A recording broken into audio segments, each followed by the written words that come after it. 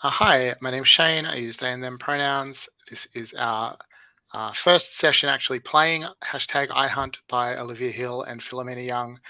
Last week we created our characters and we talked about safety tools and sort of set up the game. We didn't record that session because it turned out I didn't have enough storage to record it, but now I've sorted that problem out. So if you're watching this subsequently, congratulations. I'm glad that you're able to join us. Today, our hunters will be taking on the alleyway monster, and we'll find out more about that a bit later. But I would love to start out just by getting you to introduce yourselves and your characters. So if you could tell us your names and pronouns and anything you want to tell us, either about yourself or about your hunter. So let's go this week. We'll go left to right across the keeper, but we'll start this time with Puckett, if that's okay.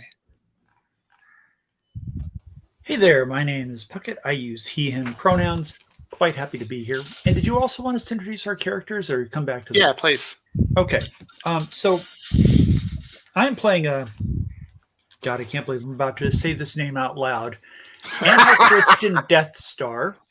He is a, well, charitably mid 40s, realistically more like mid 50s, early 60s.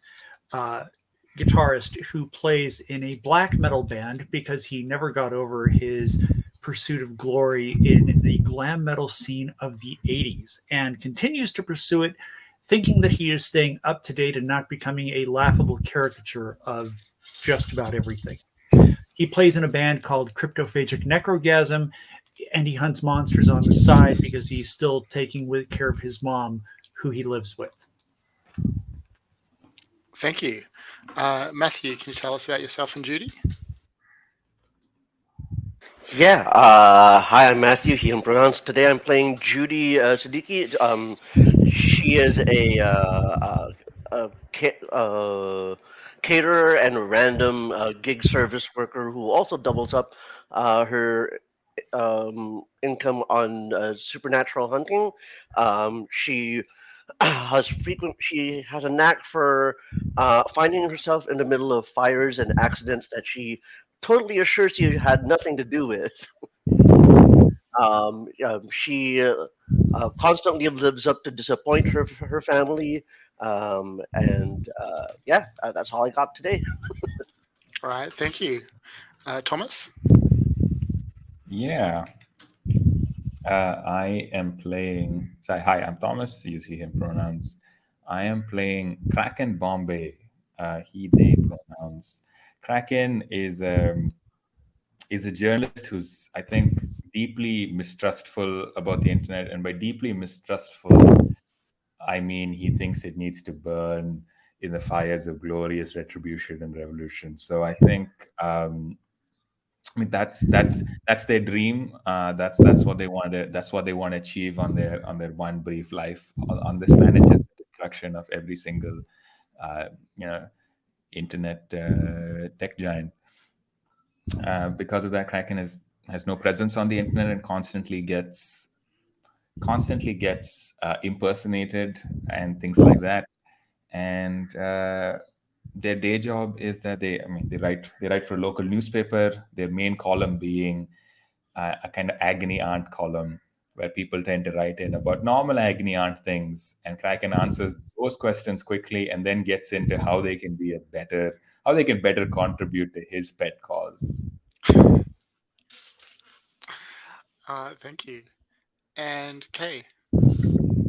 Yes, I'm Kay, and I use she and they pronouns, and I am playing Nikko, who is freshly 21, the kind of young buck of the group. He's a night hitter, and currently he's dealing with the repercussions of a drunken viral video and the recent quote unquote fame it's given him. He just lifts things and hits things, and he'd like to keep his life that way. Other things feel far more complicated. Cool. So thank you, everyone. Just before we get started, a couple of sort of points of admin. I'm just taking a look at our list of lines and fails, so encourage you to take a minute to do that as well. We talked more about safety tools last week, but yeah, if you need to go over anything, we can do that. The other thing is just to say, I think all of you still have some spaces to fill in on your character sheet, your column in the keeper. Feel free during play just to take skills or stunts or create aspects or whatever you sort of need as they come up if you realize they'd be useful. If you want to, take time for us all to, to draw that to our attention or talk it through or ask questions, that's totally welcome. But it's also fine for you just to be like, okay, now I have +2 in Grifter or, whatever it is. Like you can just do it. You don't need my permission or anything like that. Last week, you decided that you were going to accept the alleyway monster job. But before we get to that, I want us to start off with just the conclusion of your last job, your previous job. Both to start us off with what I hope will be a sort of fun action scene, and also just to sort of ease us in to the mechanics and give us a space to talk about how the game runs. So, any questions before we start to do that? Anything anyone wants to say? Nope. All right. So look, there's good news and not so good news. The good news is that you have now successfully tracked down the murderous doll that you have been hired to hunt. I'm going to ask you some questions to flesh out the details of this scene and work out some of the aspects that are in play. Like, we're not normally going to populate aspects this way, but I thought it might be a good way to sort of talk about how they work and go through them together. I'm going to be filling these out on the character keeper. There's a tab called Child's Play if you want to move to that one. That's the sort of format that we're generally going to use to keep track of aspects. There's a blank template version on the character keeper as well. I'm going to be filling this out as we go. Starr, I think I'll start with you. This killer doll, this murderous children's toy that you've been hired to hunt. Why/how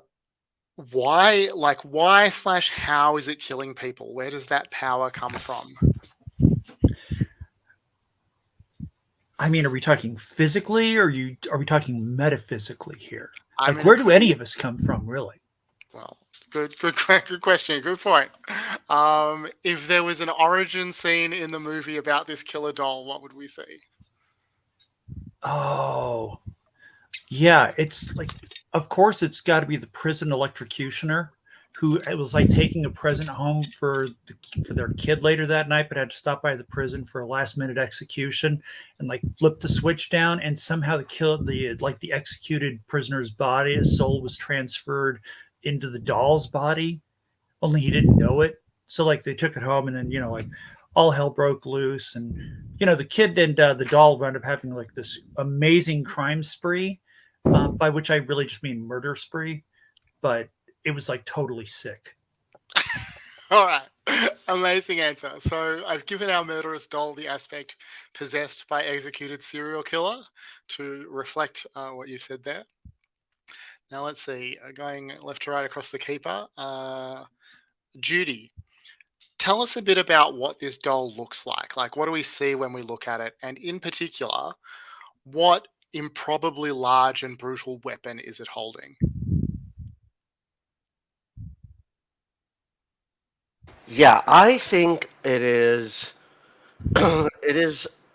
Whew, it is a part of a series of dolls that is sort of like a little baby clown series. So they're meant to be adorable, but they're also meant to be part of a circus troupe. And uh, the improbably large weapon that it's holding is a pitchfork. Okay. I'm going to give it just a bloody pitchfork aspect to reflect that. And I'm going to change its name to Baby Clown Doll, just to make that a little bit more disturbing. Thank you very much. From the Just Clowning Around series. Just clowning around sounds like a good aspect. Let's add that in as well. All right, Kraken. Question for you: whereabouts is this scene taking place, and why are there so many innocent people here? It's taking place in a movie, like a cinema theater, like a movie theater screening of some classic some classic horror movies. Maybe maybe it's Child's Play, like I think, or Chucky. Yeah, Chucky one. Like I think. What if it? I What if think it was it?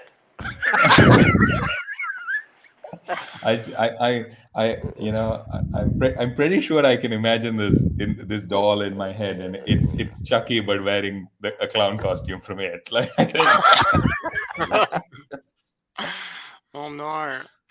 All right. So I've started filling this out as our first zone, which is just going to be the theater itself.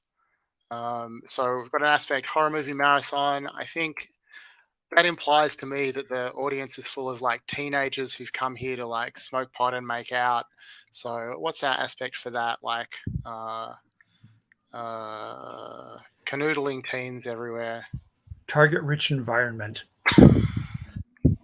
You don't want that to be an aspect. That's a rough one. I mean, it is for the doll. Like, I mean, pretty much anywhere that doll shoves that pitchfork, there's going to be somebody there to stab. That is true. I think that canoodling teens everywhere is an aspect, like, it takes care of that sufficiently for us. Yeah, canoodling teens aplenty. Canoodle is a great verb. I just want to say. Thank you. All right, and finally, a question for Nikko. So you're in this theater, kill a doll with its pitchfork on the loose, vulnerable teenagers everywhere, target-rich environment. What's the other thing you can see that you need to worry about apart from the killer doll? There is a fucking assistant manager that is like, if you don't have a goddamn ticket, you're not allowed in this theater room. And it's not just like a ticket to get into the area, it's a ticket per each theater room. And there's different rooms, with different movies going on. So like, let's say, we know he's in this one, we go in there, but he goes to another one, we try to get there. And he's like, whoa, you don't have a ticket for this movie. And we're like, there's a camera. He's like, I don't give a shit. And this is like the kind of fucking multiplex fancy ass one where theaters are like, tickets are like $25 a person. All right, that is amazing. So I've given our assistant manager the aspect, let me see your ticket. Can we have a name for the assistant manager? I want to name him Campbell Brewson, but that's because Matthew is silly. That's cool. That's not a real name. That is good enough. Antoine? All right, so you'll see on the right-hand side there we have an initiative tracker. The way that initiative works in this game is that we decide just based on the fiction who's acting first, and then that person decides who goes next until everyone involved in the round has had a turn, and then we start again. Generally, that means that you want to avoid letting your enemies have the initiative last in the round because they'll be able to take an immediate second turn. So a little tactical element to consider. So, I mean, this is how I'm picturing the scene based on what you've told me. You've come to this theater. You know that the doll is in there. It's about to start, forking through these poor stoned teenagers who are just helpless, pretty much. But before you could burst into the theater, Campbell Brewson has just gotten right in your faces at the door to the theater and is demanding to see your tickets before you go in there. So, based on that, which of you do you think takes the first action? Or who has an idea of what they are going to do? Oh, I absolutely have an idea of what I'm going to do. All right. Tell us. I'm going to get in his face, and I'm going to pop the blood capsules I have secreted in my cheeks for just such an emergency, so blood starts streaming out of my mouth. And then I'm going to start hissing at him so it sprays. All right. So I think there are two ways that we could resolve this mechanically. One is I'm just going to mark off that you're taking your first round action. One of them is to treat it as an attack that does mental harm, mental stress. The other is to treat it as an overcome action where you're trying to get him out of the way or get past him. Which of those do you think is closer to what you're trying to do here? Well, he's an obstacle, so I think I'm trying to overcome him. All right. So, what skill are you using to overcome him? That's an outstanding question. Let me look at my character sheet again and see what the heck I have.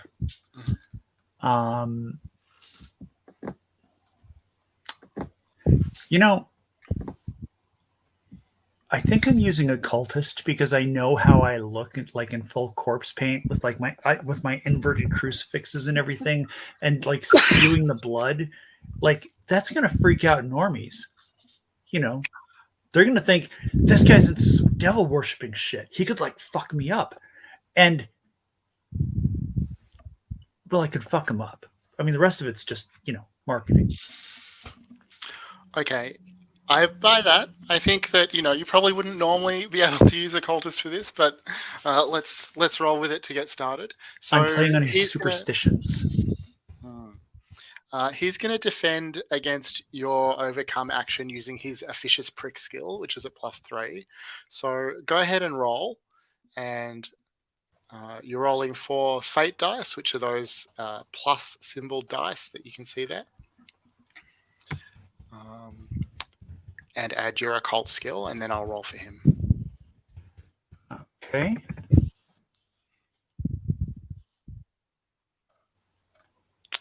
All right. So you've got a 3. Let's roll for him. Sorry, so that's a 7 for you total, isn't it? Or no, that's a 3. Because I got 2 -1s and a +1. Yeah. All right. And that is a 3 as well for Mr. Bruson. So you can settle for a tie, which to overcome. I'm looking at the actions tab now.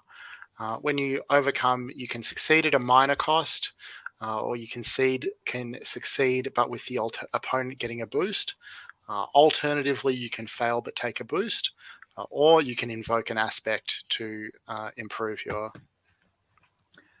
You know what? I'm going to go ahead and invoke an aspect. All right. What aspect are you invoking? Drawing upside down crosses on book covers. Yes, that 100% works. So, what? All right. So that's going to bring you up to success. He's not going to spend any fate points. He's not going to invoke any aspects.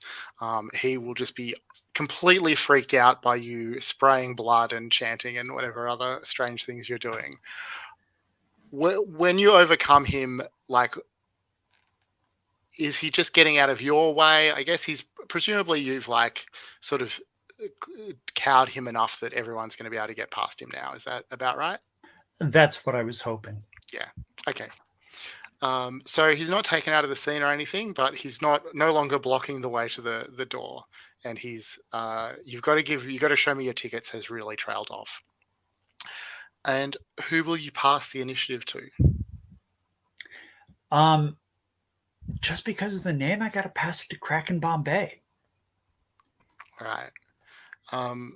Kraken, I'm pretty sure I remember you haven't played Fate before, so if you have any mechanics questions, feel free.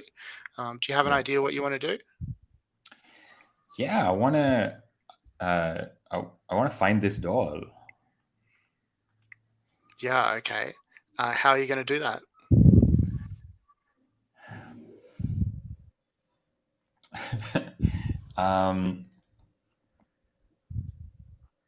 Oh man. Okay. So we're in the movie theater. There are a bunch of teens canoodling around. Cool. I think I got it. I think I want the teens to get up and run so that I can hope to see where the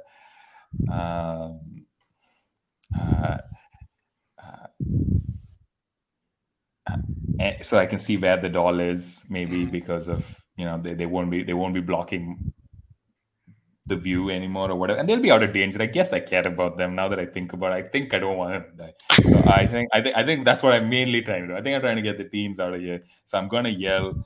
Uh, I'm going to point at Campbell Brewster and say, "This guy called the cops for some reason. The cops are coming." And I'm going to yell very loudly. I don't know if the teens are doing anything illegal, but I have the. If I remember correctly, that's when I would run away. I was always doing something. All right. So, in terms of the mechanics here, again, it could be that this is an overcome action where you're trying to overcome clear the canoodling teens everywhere aspect. Could be that you're trying to create an advantage by, if you want to, use the chaos of the teens moving everywhere to help you and the rest of your hunters out. Do you have which of those sounds more like what you're trying? Yeah, I think overcome sounds good because I think I at some point realized that what I'm trying to do is get the teens to safety. Yeah. Okay. So what skill would you use for that? It sounds like maybe influencer, or is there something else? That's a good question. Yeah, let's yeah, I don't think any of my skills particularly work. Yeah. I mean, you can roll with nothing, and then if you need to, you can use aspects to bring it up. So I think for this, they're not going to roll opposition; it'll be more like passive opposition. And I think you're trying to beat a difficulty of 4. Yeah, cool. That sounds good. So,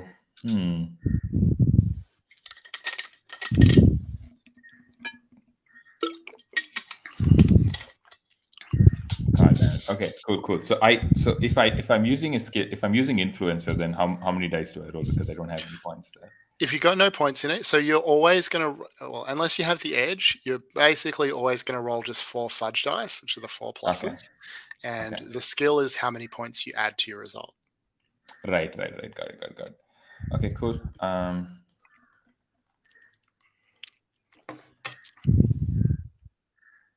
right. So that's a -1.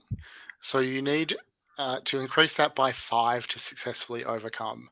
Yeah, let's assume I'm not going to do that. Okay. So the kids definitely sort of look up. You've kind of got their attention. They're a bit more alert. Maybe they're not quite as vulnerable as they were before, but you haven't convinced them yet to flee. Who do you pass the initiative to? I'm gonna pass it to the doll. All right. So let's see. They're up on the screen. There's kids yelling like, "Shut up, man! There's no cops." Up on the screen is the classic scene from the first Child's Play movie where the little kid's mom is holding Chucky, taunting Chucky, demanding that he reveal himself, that he shows that he can talk, that he has his real abilities. And Chucky's just silently not responding until she threatens to throw him into the fire. And then I can't remember what he says, "I'll fuck you up, you bitch," or something. And she screams. It's a big dramatic moment. And as this big dramatic moment hits, you see the screen ripple and distort as the pitchfork plunges through it from the back, and these tines shred the screen. It's Child's Play still projected all around him, but the just clowning around doll pushes its way through the screen, waving its pitchfork above its head. And I guess it's trying to create an advantage right now. So let me check what skills I gave it. All right. He's going to just try and create an advantage by saying something cool and scary. Now, this is where I really should have prepped something cool for this moment, but obviously I haven't. What he does have a quip skill, though, so he's going to say something cool. I don't know. I've got nothing, so I'm just going to roll for it, and hopefully we'll figure out what he says as we go. Let's see. He's Is trying it supposed to be? Is it supposed to be cool or cheesy, Shane? Well, good question. Probably both, ideally. Okay, fine. Go. Just declare the result. Sorry, I'll save my jokes for later. All right. So I guess that there's no particular opposition for this. He's just trying to freak everyone out. So I'm going to, again, give it a difficulty of 4. He's going to roll at +3. So he comes up with a 6. So he's succeeding by 2 shifts, which I think is a success with style. So he's going to create an aspect with 2 free invokes on it. Let's see. I don't have a cool name for the aspect, so I'm just going to call the aspect that he create. Everyone's freaking out because this doll has just torn through the screen with its pitchfork, should not be able to move at all, and seems intent on murdering everyone. And just let out this really cheesy, actually like 80s movie one-liner. Let's see. I think that he will pass the initiative to Nikko. What do you want to do? Yeah, so I think this happens. The doll has made itself known. Brewster is disabled by blood capsules, and Nikko believes in one thing, and that is C-spot run, C-spot punch shit.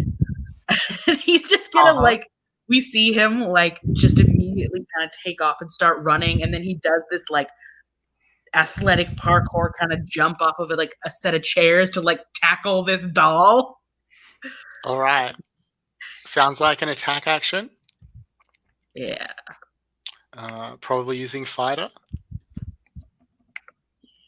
So I'm wondering if I can get away with doing athlete because I'm jumping around and leaping instead of just straight punching.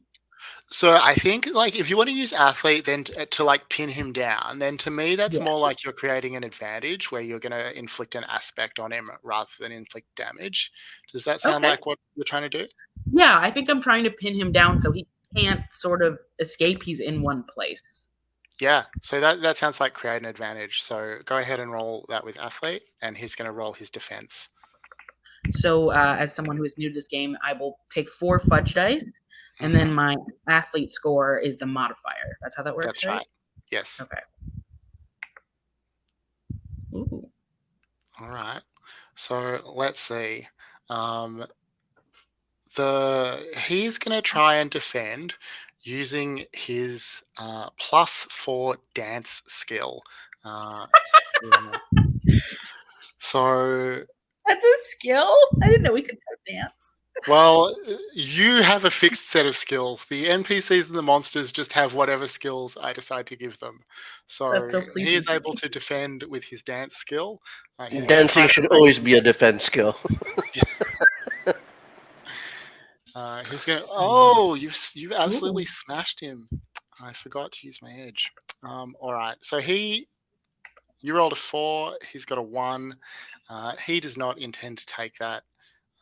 He is gonna use some fate points. So let's see. I, as the GM, get 5 fate points per scene that I can use to invoke aspects. He will.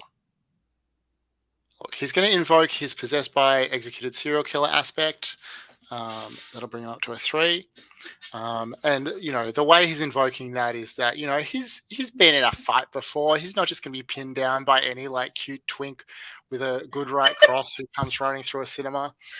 He's also going to invoke the bloody pitchfork. He's going to try and use that to sort of not to stab you, but to guide you out of the way as you fly through the air towards him. So that has him beating you 5-4. Do you want to invoke an aspect to bring yourself back to a success? Yeah. I am going to spend. So I spent a fate point, correct? Yeah. And I'm going to do lift all the things, invoking his day job. He's got a lot of strength in there, and this is a fucking toy doll. All right, that I totally buy that. Now let's see. Will he invoke and will he spend another fate point to try and get out of this? I guess he won't. He's gonna let he's gonna let you pin him down for now. So um, you get to name the aspect that you've created. Is it that the doll's pinned down, or do you have something else that you want to call it? Yeah, let's call it WrestleMania. Oh, nice. We've got pitchforks and pins and jumping off, leaping off of seats. That feels pretty, wrestling to me. So Quick question. yeah, go Sorry. ahead. So in action, so this is a success, which means it gets one free invoke, or you add Yeah. one free invoke to an existing aspect. What does that mean? Yeah. So you'll see on the Child's Play tab, I've put in the WrestleMania aspect, and it has one tick box mark next to it. That means that either you or someone that you give permission to can invoke that aspect once without paying any fate points for it. That's what a free invoke means. Okay. Awesome. Good Does that to answer know. your question? Yes, 100%. Thank you. So you can let one of the other PCs use it, or you can save it to use it yourself. All right. Yeah. Okay. And Uh, I think that's it for Cool. my turn, so I will pass to Judy. All right, so Campbell Brewster is going to get 2 turns at the end of this round. We'll see what he could possibly do with that. All right, Judy, the doll is pinned down. Campbell is freaking out. What are you going to do? Whew. So many ideas. I think what Judy does is try to spot a weak spot in. Do we have a name for this clown doll? I was thinking of it as just clowning around, but you're welcome to give it a name if you want. I don't know, Boppo, Bozo. I don't know my clown Oh, names. Oppo is amazing. All All right, right. Oppo the murderous clown doll. Yeah. I just want to see if there are any weak spots, like maybe. Sorry, I don't want to like compel too much into the narrative, but like, what this doll is he like? Is this the whole Chucky thing where it's like a serial killer in it, or is it actually just an animated demon doll? Like Well, what is going on? it's the spirit of an executed prisoner who's in there, so we think it's a Uh, serial killer. all right. And has it taken any injuries so far outside of being pinned? It's still No, just perfectly in condition. Nothing slowing it down. well, Um, do you want to answer that for me? Like, is this the first time that you've encountered it, or did you get a chance earlier to like beat it up a little? okay. I think. Uh, Sorry, my brain is in PBTA mindset, but basically, because I can think of like what happens if this doesn't work, which is I want to say that you can decapitate. You can Judy theorizes that you can decapitate or dismember this doll, therefore reducing its ability to operate. So is that a weak point though? Like, you can decapitate me and it'll reduce my ability to operate. Like, what is it about it that's like how do you see that working? Well, if Boppo over here is just like severed from his body, I don't think he can do a lot, can he? Sure. So is your intention to attack him, or do you want do you want to try and create an advantage by establishing that that is a weakness? I want to create an advantage by All right, establishing that weakness. cool. So what skill are you going to use for that? Um, I am going to use I for entropy. That is the stunt for investigator. Hmm. Yeah, and I don't know how to roll anymore because it's been eons. But my That's okay. investigator. Tell me about how the stunt works. Oh, the stunt says you're great at pointing out weak points. When you create an advantage pointing out weakness, it gets an additional free invoke that can only be used for attack actions. Okay, cool. So does that mean that you're using your investigator skill to try and find the weak point? Yeah, I think so. And the aspect I guess I would be creating would be like go for the head or something. Yeah, that sounds good. Yeah. All right, so he's going to defend. I think, again, he's going to defend using dance because his body, his anatomy, something about the way he moves is a bit hard to figure out. So Yeah. go ahead and roll investigator. All right. That is a 1d6 or is it 2d6? So it's I've always 4 fudge dice. So 4 of those plus sign dice. got it. Got it. All right. One, 2, 3, 4. Roll 4 fudge dice. That And was what's a your investigator skill? 2. All right, so So that's a 3 total. yeah, 3 total. Yeah. All right, and the doll does not want you to figure out its weakness, so it's going to use its edge that it has at the moment to try and one up you here. All right. Which costs me a fate point, which I better remember to make a note of. Mm-hmm. I think that as I try to study Bob over here, he mocks me and goes like, "You like what you see? Good luck Yeah, figuring it out." I mean, I think I mean, he definitely does that, but it's also that as you try and like look at for the seam around his neck that you might be able to decapitate, he just like almost dislocates his own head, like moves it at this Yeah. unnatural angle to show Ooh. how unflustered he is. Ooh. So he's beaten you 7-3. Eh, Obviously, you're welcome to invoke some aspects, but you're going to need to invoke 2 aspects to bring that up to a tie. So it's going to get mm, costly. Do you want to do that? yeah. I'm trying to figure out what's a good aspect to invoke. You could invoke WrestleMania Well, if K is K okay with wants. that. Oh, Yeah. because Kay created that. Yeah, I'll invoke Yeah. WrestleMania. No, no. Ask K first. Like that's Yeah, that's you the can. Yeah. You have Oh, my. sorry, my brain. Yeah. All right. That's Anyway, okay. You have my permission. All right. So just like mechanically, you want to think through like whether this is going to be worth it, because if you succeed at this action, you'll get to create an aspect with 1 free invoke on it, and you're spending a free invoke plus a fate point just to get to a tie, which won't even give you a free invoke; it'll just give you a boost. So, I mean, if you want to do that, if you think this is like, you want to put some resources into this, obviously you can do that. But mechanically, it's a bit of a bad deal for you, and I don't want to take advantage of you not understanding the rules or not being that familiar with the game. One What of do the you think? things that Fate relies on is stacking advantages. It's very much creating advantages and creating advantages and advantages, and then you basically one shot the big bad.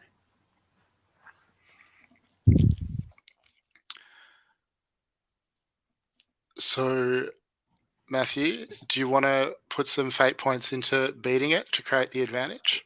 yeah, I All will. right. So, apart from the free invoke, you're going to need one more aspect invoked to tie it, and 2 more aspects to actually succeed. So just to be perfectly clear in our discussion, this is viable or non or suboptimal. I I think well, I think it's probably suboptimal if you use the free invoke, because the advantage of free invokes is that you can pile up like tons of them at the same time. Yeah, you don't want to Um, burn those. but if you decide like this might be our only fight of today, I'm happy to throw a bunch of my fate points into it, then that's a perfectly reasonable decision. All right, I'm gonna go with that, with spending the fate points. Just so we're clear, we all start with the same number of fate points, or are they modified by something? I think that all of you start with 5. Oh no, I can see that Puckett only has a refresh of 4, so only starts with 4 fate points. But everyone else is starting with 5 fate points. All right. All right. So I will spend the 2 fate points And for what the. aspects are you invoking? Um, I think I will invoke the. Let's see. I will invoke. Let's see.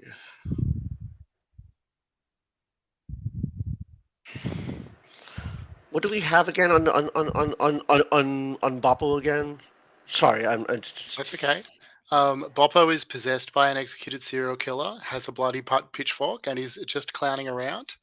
And the sort of situation aspects that we have are there's a horror movie marathon and there are canoodling teens everywhere. Um, I mean, I know that you have something like always ready with a fix or something, so that seems like a natural one to invoke. Yeah, I was thinking that. I just thought maybe do I have to explain that or justify that? I think that's pretty self-explanatory. Like you're All figuring right. out Yeah. the weak point, Yeah.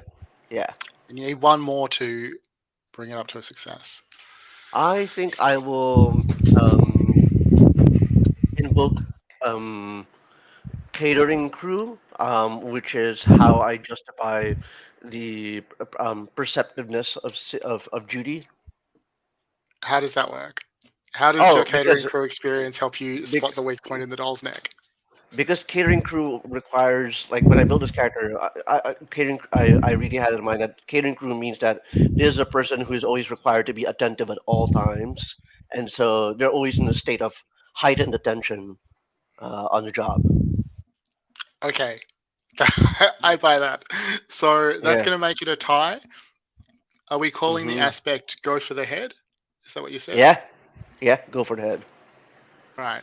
So you've tied, which ordinarily would mean you just get a boost, which is like an aspect that you can invoke once and then it disappears.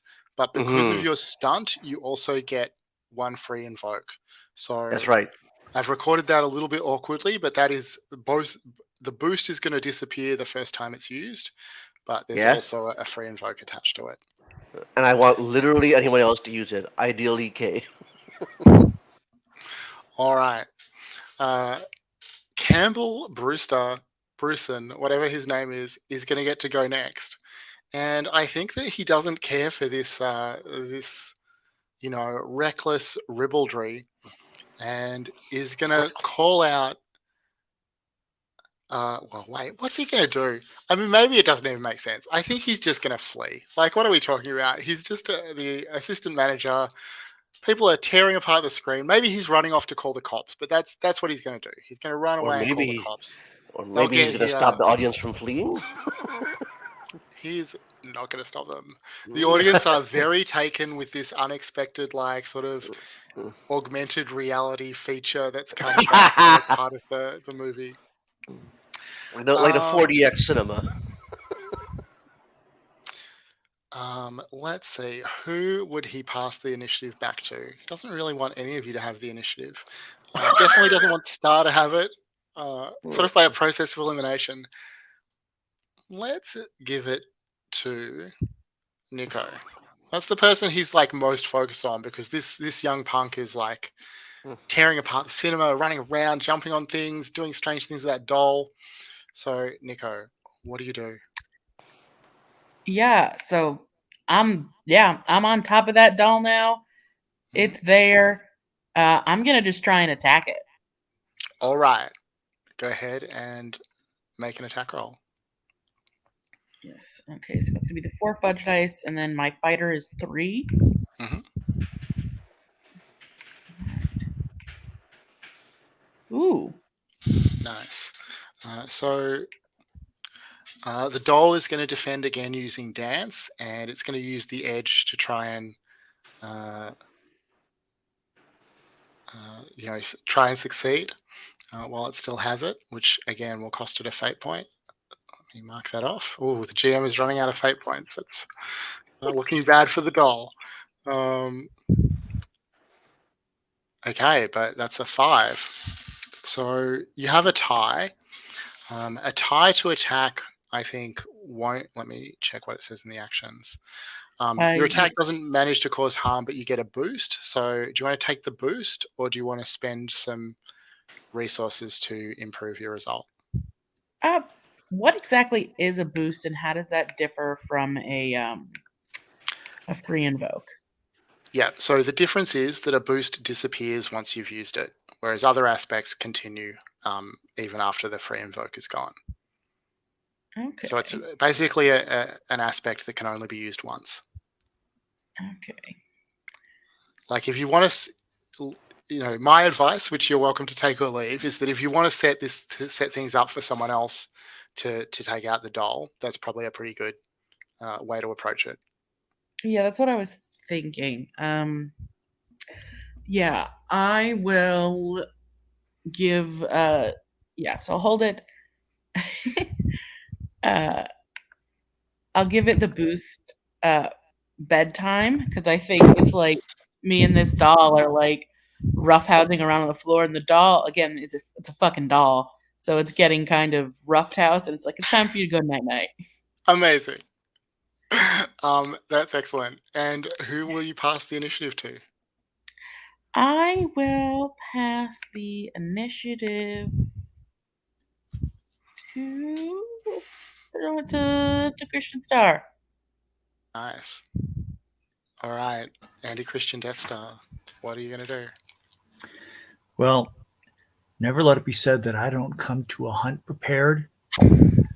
I got my pocket amp strapped to my belt. I've got my rip-off Epiphone Flying V.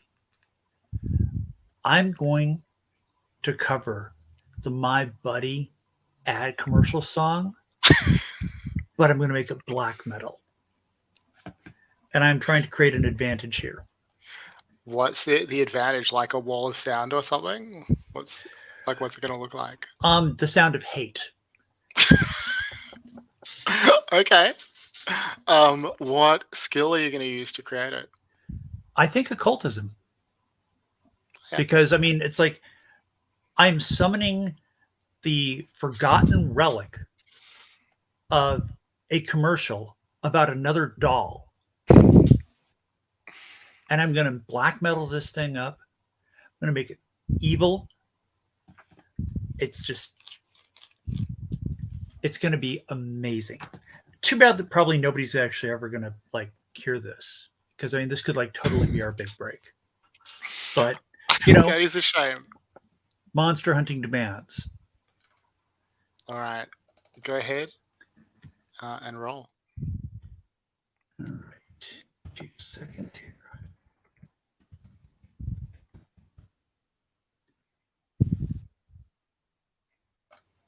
Ooh, all right. So the doll is going to try and defend using its quip skill by just yelling out like, "Hey, Grandpa, play Freebird," or something obnoxious like that. And let's see. It's just going to roll fudge dice. It's not going to use the edge for this. All right, so that's a 4. So you've succeeded. You create an aspect with a free invoke. So if I spend a fate point, will that Mhm. create more invokes? Yeah, so if you invoke an aspect, that's going to make it a success with style, and you'll get 2 free invokes on your aspect.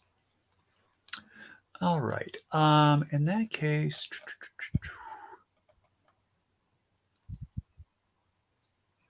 can I invoke my vision board If it's relevant, sure. to be the most famous black metal band ever? Yeah, 100%. Okay. I will invoke my vision board then. All right, spend a fate point. And what's the name of the aspect that you create? My buddy. Literally, Right. that's it.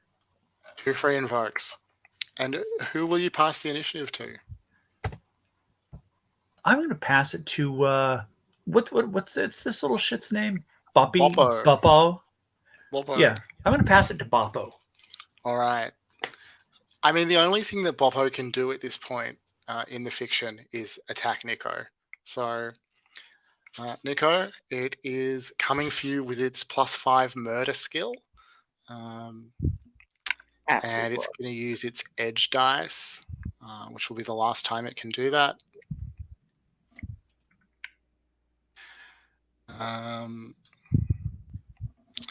And it has rolled a 10. So you're going to roll your defense. Probably using fighter. If there's another skill that you think you could use to defend here, you can tell me what it is. Let's see. So I do have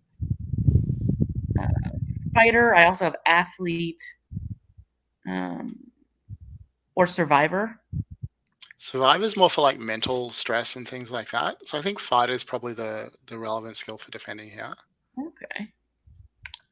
So it's 4 fudge dice plus a 3. That is a 5. Sorry, you're But- right.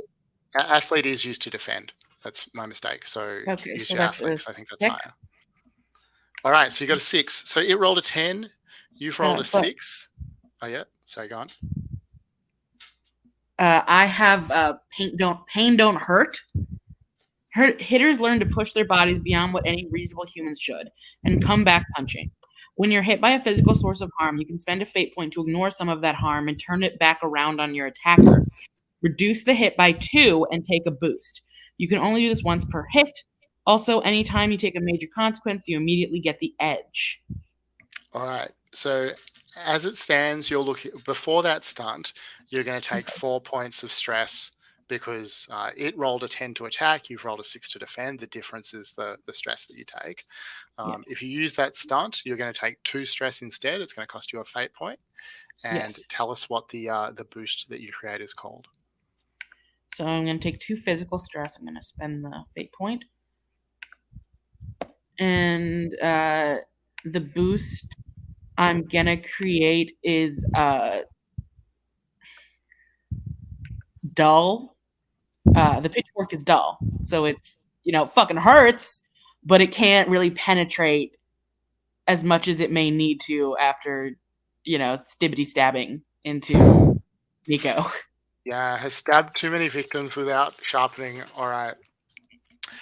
So What is an edge, by the way? Because it says I also do something with an edge. yeah, so that's only if it was a consequence, right? So you're not getting the edge here, but let's talk about that. So the monster starts every combat having the edge.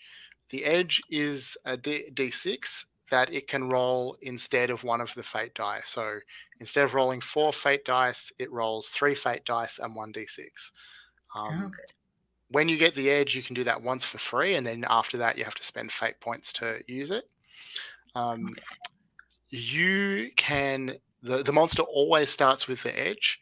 You can take the edge either with a successful overcome action against the monster's defend roll, or if you succeed with style when you roll to defend.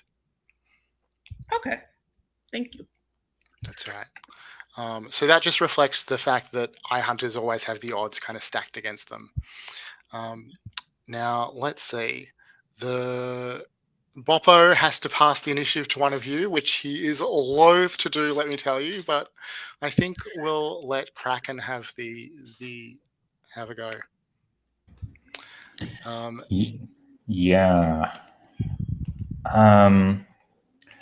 Yeah, I think it's time. I think I would like to shoot this thing in the head. Okay.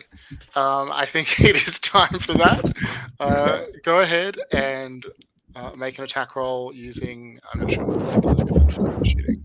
I suspect shooting? No, assassin. Oh, okay. Yeah, cool. So fighter would not make sense for this? Let's have a look at how the skills are described in this skills tab. Yeah, so fighter is like says mostly covers close combat with monsters with bodies and weapons, but it can also cover a firefight. If you're just shooting someone, that's assassin, but if there are shots being traded, that's fighter. So okay, probably cool. not fighter in this case. Okay, but you have then. a ton of free invokes you can use on this. Yeah, so yeah. I wouldn't worry too much about it. Okay, so yeah, let's start with the. I have what, a +1 in this? I have 0 in assassin. Okay, cool. So I'm just going to roll the 4 first dice, right? I mean, you can also like narrate your action as being like physically attacking it with your hands or a weapon or something. Right. Yeah. Yeah.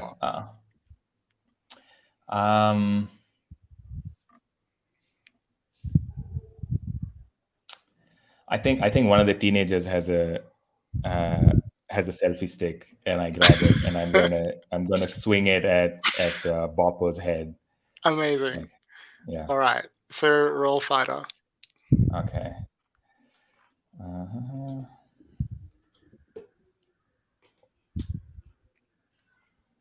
right. I'm gonna roll defense for Boppo.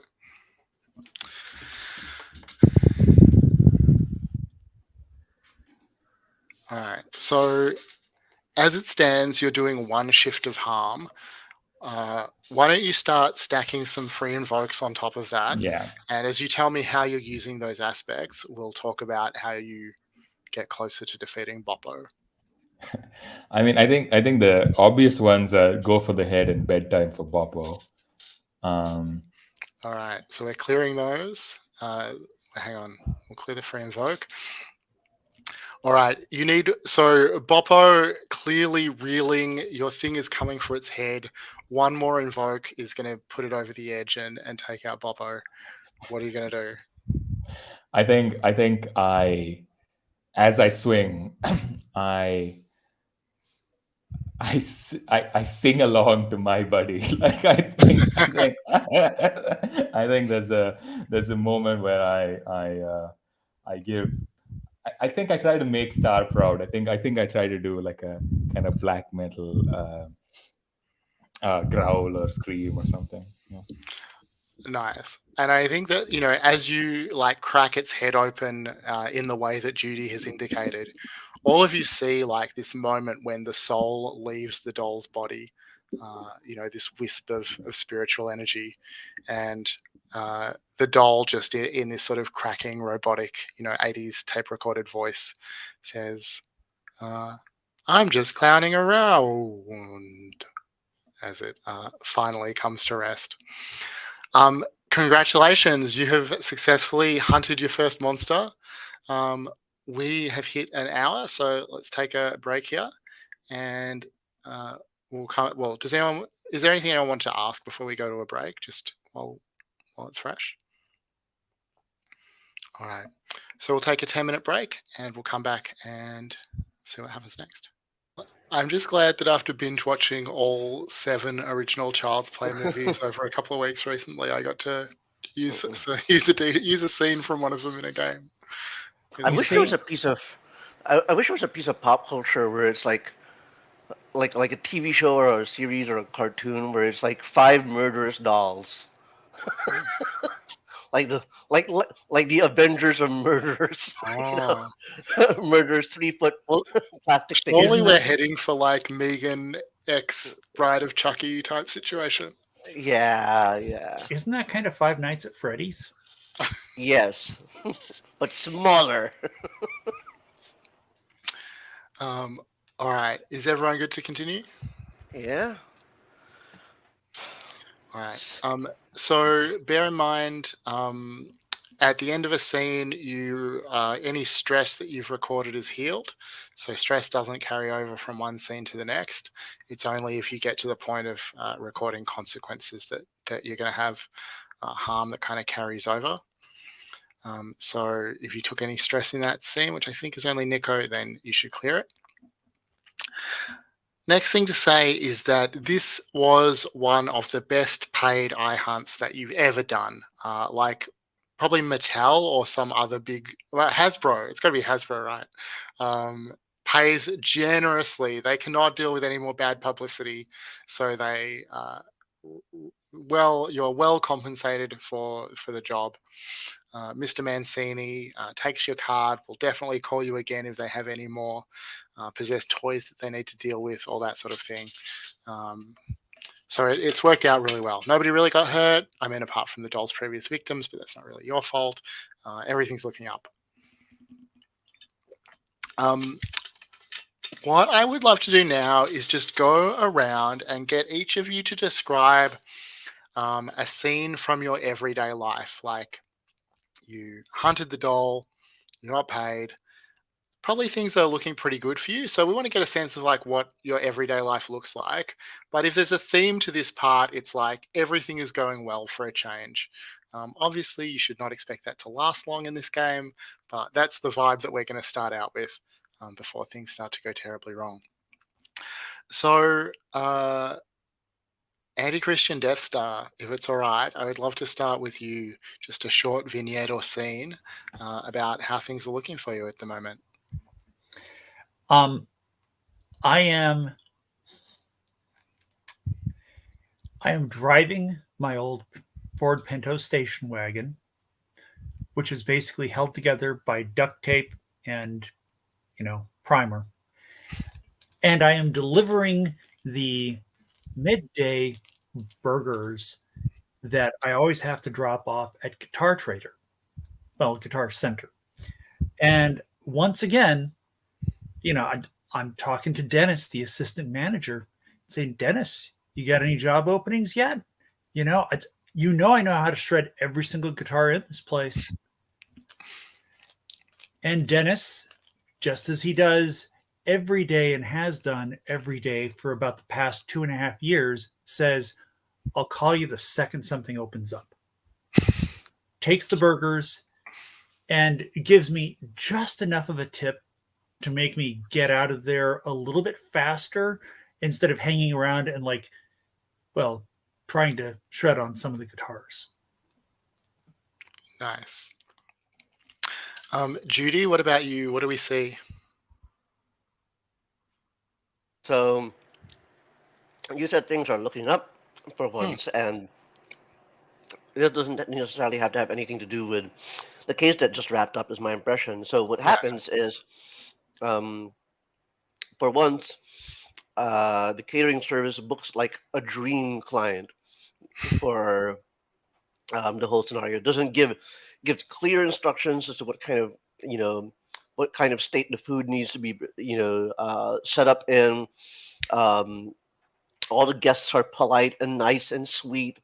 Maybe as unprofessional as it sounds, maybe Judy even gets a number from them for someone who she might be interested in seeing, Oh my right? god. How's Yeah. cracking to take that? The That's the best part. Anyway, moving on. So, well, not only are the guests and the client, a dream gig, but they tip well.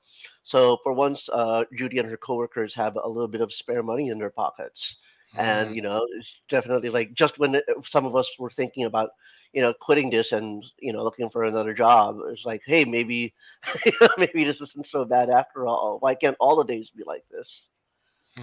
what sort of job is it? Like corporate or a movie or Oh, what is Kate? Oh, you mean the client for it, right? yeah, yeah. I would say they are. I wouldn't call them high society, but these are people with like disposable income. Like, actually, did we establish what city we're in? So you're in the fictional Californian city of San Gennaro. Okay, I'm not too aware of I'm not too precise on what the class dynamics are of San Gennaro or any other fictional California city. But let's say they're on the level of wealth of the characters. The client's level of wealth is on the level of wealth of the characters from the OC. They're not Yeah. corporate owned. They're not people who own mega corporations, but they're definitely people with private practices that are doing just fine. Okay, so it's the parents from the OC, not the teenagers from the OC. I'm with you. Yeah, yeah, yeah. Okay. Um, cool. Thank you. Kraken, what do we see from you? Yeah, I think Kraken is answering some agony aunt letters. I think there's somebody writes in about the fact that their cat doesn't like them, and Kraken is like, I know, has lots of advice for that situation.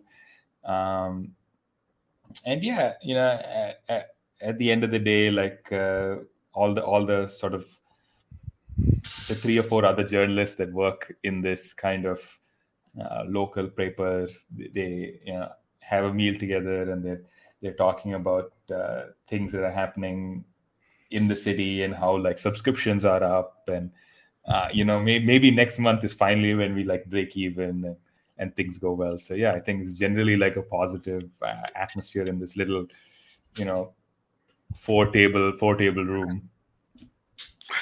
Awesome. Thank you. And Nikko, what do we see from you? Yeah, I think we see Nikko with a ball cap lowered on his head. He's lifting packages in a lumber yard maybe or something like that, or oh god, it's like an Amazon facility kind of place, and putting them on the trucks. And he's on a break, and he's got a little thermos with some soup, and he's looking at a newspaper and gets a little excited as it's he sees an apartment, and he's like, I'm only like $50 away from making the deposit for something like this. And he like circles it and feels kind of hopeful that unless someone snaps it up soon in another job or two, he might be able to actually interview for a place. Perfect, because we are going to get you another job just now. So you've all had a pretty good day. You've taken this job with dealing with the alleyway monster. So just to reprise what the ad said, suspected undead ? Targeting patrons of upscale San Felipe bar. San Felipe, I'm sure. Owners keen to resolve quickly to protect customers / keep story out of news, plus free drinks for monster slayers. So you have, you accepted the job. You've gotten an appointment probably to meet with the owner of the bar, who's a guy named Kenny Smith with a Y. I assume in the evening. Does that sound right to you, or how would you set this up? So maybe right. So like early evening. The bar's not crowded yet, but he said, come over. I'll meet you there. Set you up with some drinks.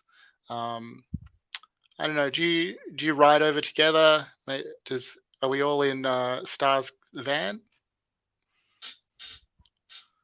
Nikko definitely is, because his current crash residence is at Starr's for the last few days, because he needed to make sure his tetanus shots and check in with Starr's mom were good. Okay. So Starr, like as you pull up, you definitely recognize this place. You knew it under a different name, because you've been around this city for years, right? So Kraken too, probably. This used to be Buddy's. It was a kind of working class Irish bar. Now it's obviously been remodeled. It's called Littlefoot. Everything is much cleaner and nicer than you remember. As you go inside, there's booths with nice leather upholstery. There's lots of mirrors and kind of gleaming polished wood. There's a sign along the back wall that says Littlefoot in kind of cursive neon letters, and otherwise sort of dim lights. A couple of patrons, but things are pretty quiet otherwise. There is a mulleted bartender, and that's kind of what you see as you head in. What do you do? I'm going to plop down at the bar and say, sweet haircut, man. I had one like that back in like 83.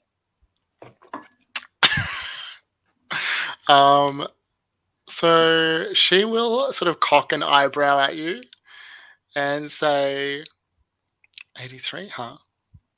Can I get you sorry, can I just ask, are you in full corpse paint? I'm always in full corpse paint. You got to live it. Otherwise it's just a gimmick. All right. So the bartender will ask what she can get you. You know what? Daddy's feeling awesome today. I'm going to splurge. Jack and Coke. All right. And I think that well whiskey for me. I want that Jack. And I assume that you've all kind of like come around the bar. So she's going to like start serving these drinks, but also single out Nikko and say, I'm going to need to see some ID. He's good. Trust me.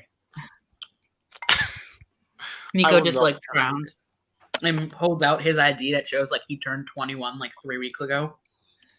Although if she looks at it, she may recognize him.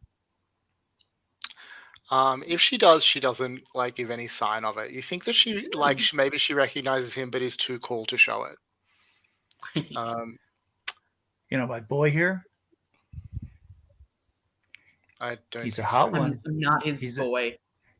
Look, all I'm saying is you might want to take a ride on this carnival attraction before everybody starts lining up. You know what I'm saying? Nikko turns so red.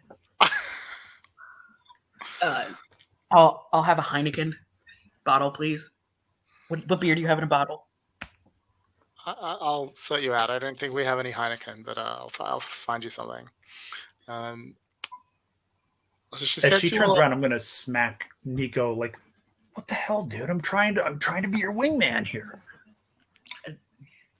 We're working. We're working. She gets you a round of drinks. She says, "I don't mean to be rude, but you're not the kind of customers we normally see in here. What brings you to Littlefoot?" I think there's an assumption that these drinks are going to be free because we're the monster slayers you called for. Oh no, she's She's definitely asking for money as she serves these drinks. I think that's when I say this, like when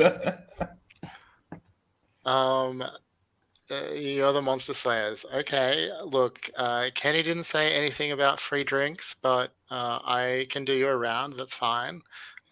Don't tell the boss that I gave you free drinks.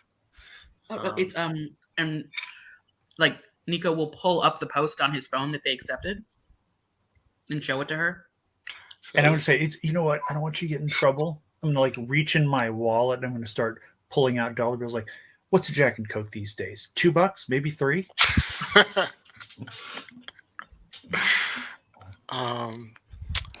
I have no idea how much Americans pay for drinks. How much would they actually be?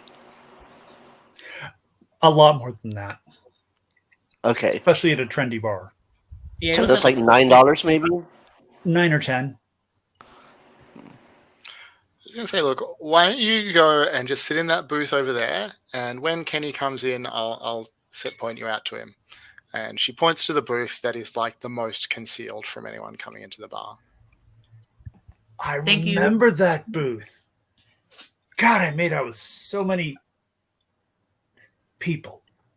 Because, you know, it's the 80s. I would grab his arm and start trying to pull him away. And even though the drinks are free, I pull out like 5 singles and leave them for her. Oh. Look, it was the 80s. Like, you know, everybody was wearing makeup and fishnets and everything like that. Sometimes it was hard to tell. I wouldn't know. I wasn't born before the 2000s. Look, all I know is that there were some guys who had some really, really, really nice lips back then. That's fine. Guys can have nice lips. No one cares. Anyway, that booth, if that booth could talk, it would like write novels. And like you see, Nikko had been about to like sit in it and like stop at those words. Oh, it's okay. No, I'm sure they reupholstered it. No, wait, I remember that knife slash. No, it's definitely like nice new leather. They've done up the whole place for sure. Yeah. After he realizes no, they've redone the place, he like shoves anti-Christian Death Star into the booth, so like they're on the inside and even harder to see.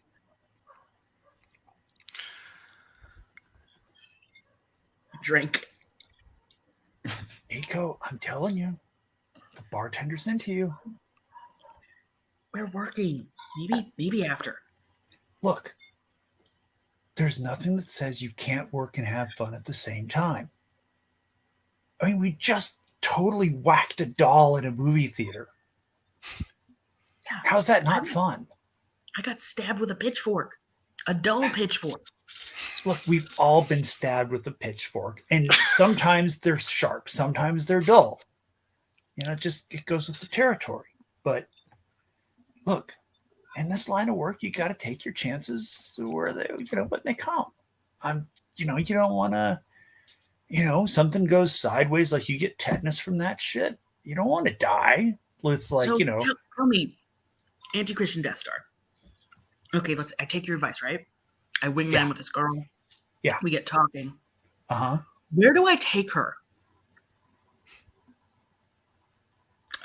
Okay, so the good news is, and I don't think this has changed, just tell her you're in a band, because girls expect guys in bands to live in garages and vans and shit like that.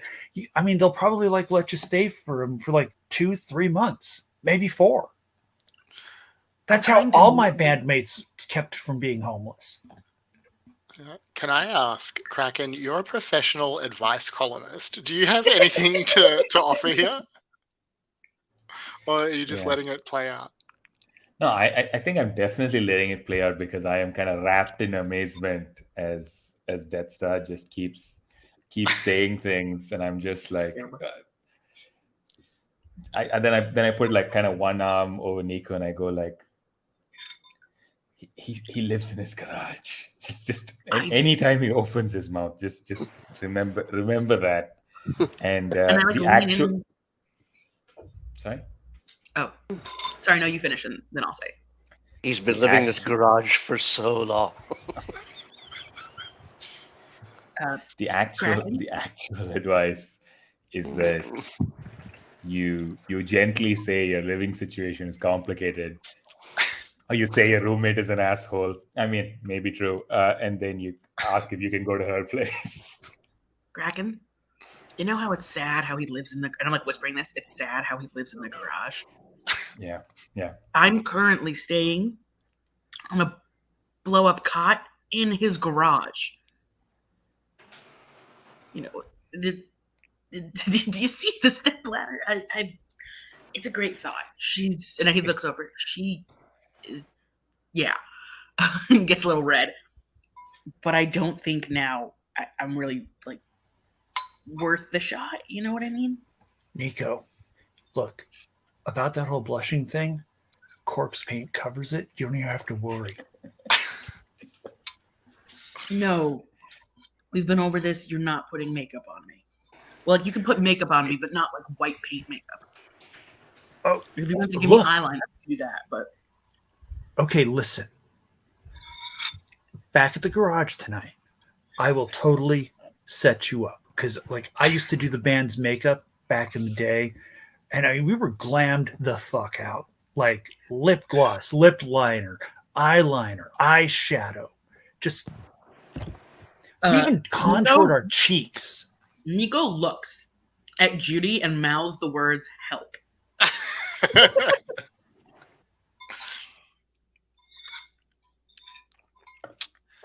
Judy, do you respond?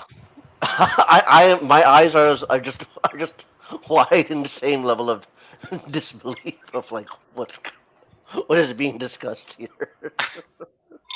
Uh, I don't. Judy doesn't know how to help Nico. All right. So I think it's at this point that Kenny Smith arrives. He kind of just appears at the mouth of the booth. Does a double take as he sees the corpse paint, and then recovers. Gives you little finger guns. Really living the gimmick there, aren't you? Kenny Smith, nice to meet you all. You must be the hunters, and he's, pumping your hands. Glad to see you. You've got some drinks. Kenny Smith, did your dad manage this place or own it or something like that? What do you think? I'm just some sort of trust fund baby, some sort of like nepotism kid. I worked hard for this, No. Your dad, Alex. He used to book my band. Okay, Kenny really went. Well, Kenny really went into it there. I'm sorry, this is really funny. We're not going to talk about my dad. He pulls a stool over and he sits down. He says, "Look, sir, haven't used iHunt before. I don't really know how this works. What do you need from me? Or should I just get out of your way?" What info do you have, like, of what's gone on so far? Would be helpful. Yeah. No, good question. I like the kid. So look, over the last couple of weeks, 3 separate times, patrons here have been attacked in the alley outside. And he kind of gestures to a back door of the bar. He says the bathrooms are out that way. There's some street art. It looks really great. But 3 separate times. First 2, just thought it was ordinary muggings. Didn't really, think too much of it. But last night, one of our regular guests took this video, and he kind of juggles out his very expensive smartphone, and he plays a short video for you. And it shows, obviously in the alleyway out the back, there's a well-dressed woman in her 20s.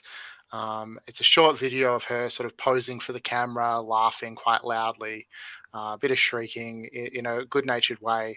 And then suddenly into the frame, just behind her shoulder, looms or lurches this big grey-green kind of obviously dead head that is somehow moving and animated. The woman in the picture and the woman taking the video both scream.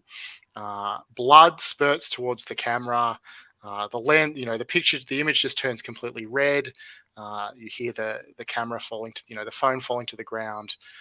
There's more screams and sort of sounds of flesh being beaten and rent. And he says, "So that's why I placed the ad. Do you think you can help?" That thing looks very big. How much are you like? Do we actually know how much the job offer is? I know that character. What do we? Yeah. So my intention is to just like hand wave this stuff because I don't really know what's a reasonable amount in American dollars. It's like the sort of standard offer for an eye hunt on this scale. It probably looks pretty good when you first see it, but once all the fees and charges and incidentals are deducted, it turns out that you've barely gotten ahead. Whenever a game is about the gig economy, no matter what the genre is in RPGs, I always hand wave it as like the money you make from each assignment is enough for a week, and the players are free to define it because right? Like I mean, but for this game, like it's definitely not even enough for a week because you all have to have day jobs. Like the eye hunt, you're like losing money by eye hunting basically. It's a bad deal for you. Don't make no mistake. It's enough for a week, but you still have to work. Is the complete sentence. It may be enough for a week, but it's not enough for our self-respect. Yeah. Oh, yeah. There you go. Yeah, just like the gig economy. Hey, capitalism. Okay. It's like, yeah, that's that definitely is a problem. Yeah. So I don't know about the rest of them, but I know that something that I need in my toolkit is a bottle of Jack Daniels. I don't know if we serve Jack Daniels here, but look, I suppose we could arrange that. Yeah. Undead, they don't like Tennessee whiskey. Yeah. All right. So you think it's undead? Is that what that is? Look at the fucking thing, man. You just showed us a video of it chomping on some poor girl. I mean, look, not to be indelicate, but is she okay? I know she's dead. Okay, so she's very much not okay. You could have led with that, Kenny. The woman in the video is dead. The woman who was taking the video is in hospital. She was messed up pretty bad. Fuck. All right, so we're going to need to know what hospital she's in, and I really don't think I should be one of the people who goes and talks to her. All things that are true. If we could get her name and her information to do that. So he looks a little bit awkward as you say that, and he kind of shifts and he says, is that really necessary? I mean, I don't really want any of our regular customers to know that there's a monster problem. Like maybe you could just, hang out in the alley and wait for it to come back. Look at them. They'll put on suits and say they're insurance company, like people or whatever. Yeah, I mean, she already knows. I think this is the important thing to remember. The woman who took the video, she knows something bad happened. So we'll talk to her. We won't talk to the regular customers. We get it. Maybe you tip us generously because of our discretionary kind of attitude. Listen, if there's anyone who tips generously, it's a hospitality employer.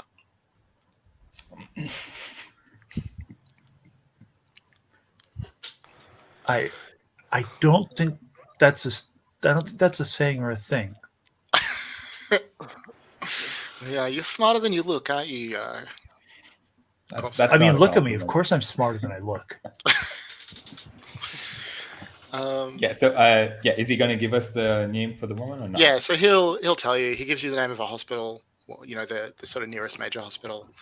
Her name is.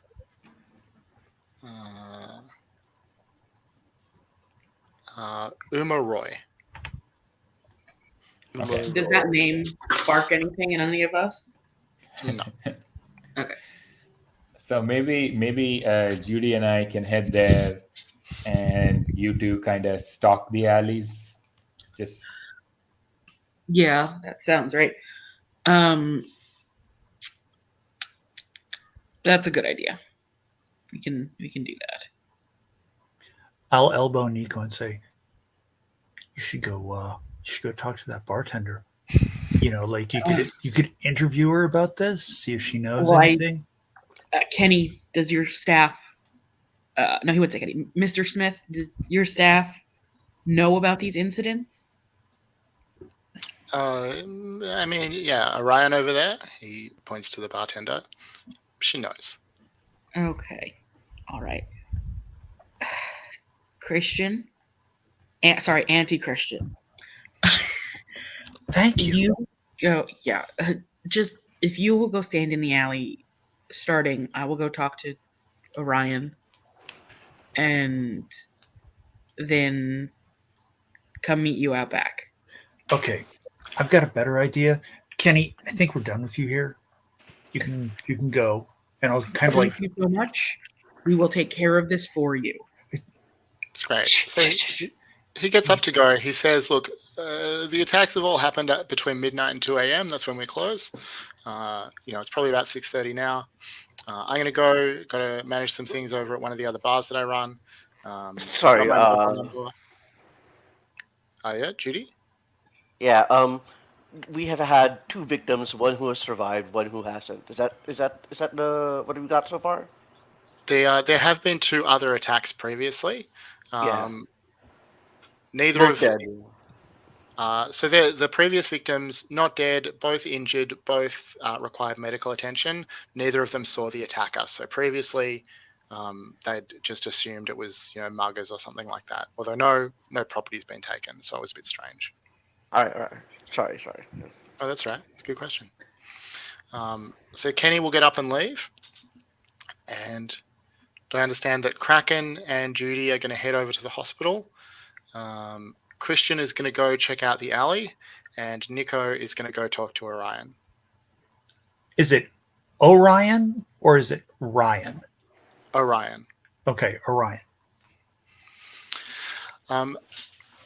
So let's start with Kraken and Judy. So you head over to the hospital. You find this person's room pretty easily. She's in, some sort of traction. She's got, casts on various parts of her body. She's, clearly pretty badly hurt, but she's awake. She's able to talk to you. How do you approach? what's the plan, Judy? The Judy says, "No, you're the journalist. I thought you had, I thought you had something in mind." Okay. Yeah, let's be journalists. Let me put on my journalism hat, and let's go with that. I kind of knock on the door, just kind of slide in and go. Judy smooths out any creases in her clothes, any dirt stains. I say, Kraken Bombay, local free press. We heard that you were attacked by something supernatural. Could we just take a few minutes of your time and ask you a couple of questions? You absolutely can. I could get my personal assistant to send you some publicity shots if you want a picture to include. Yeah. We do. If your assistant can add some blood splatter, we just kind of razzmatazz it up, like that would be good. But otherwise, we can do that for you. What did you want to know? We saw a video of the incident, but maybe you remember something. What? Just tell us what you saw. I mean, if you saw the video, you've seen pretty much what I've seen. I was, hanging. I was in the alley with my friend, Shyla. She, chokes back a tear at the mention of Shyla. And this thing just loomed out of the darkness. I don't know where it came from. It was, I don't know, 7, 8 feet tall, just huge. I mean, it was some kind of Frankenstein. It looked like it had been stitched together out of dead people. Hmm. I apologize for the direct manner of my friend here, but you I don't mean to make you relive the exact details of the trauma, but how when the creature attacked, did you sense any intent from it, any motivation, like uh, how did its presence make you feel in spite overlooking its haunting appearance? I mean, it was kind of moaning. It wasn't, it didn't really seem to be like it just seemed like a mindless beast. It came out of nowhere. It attacked. It tore Shyla in two. My God, it was awful.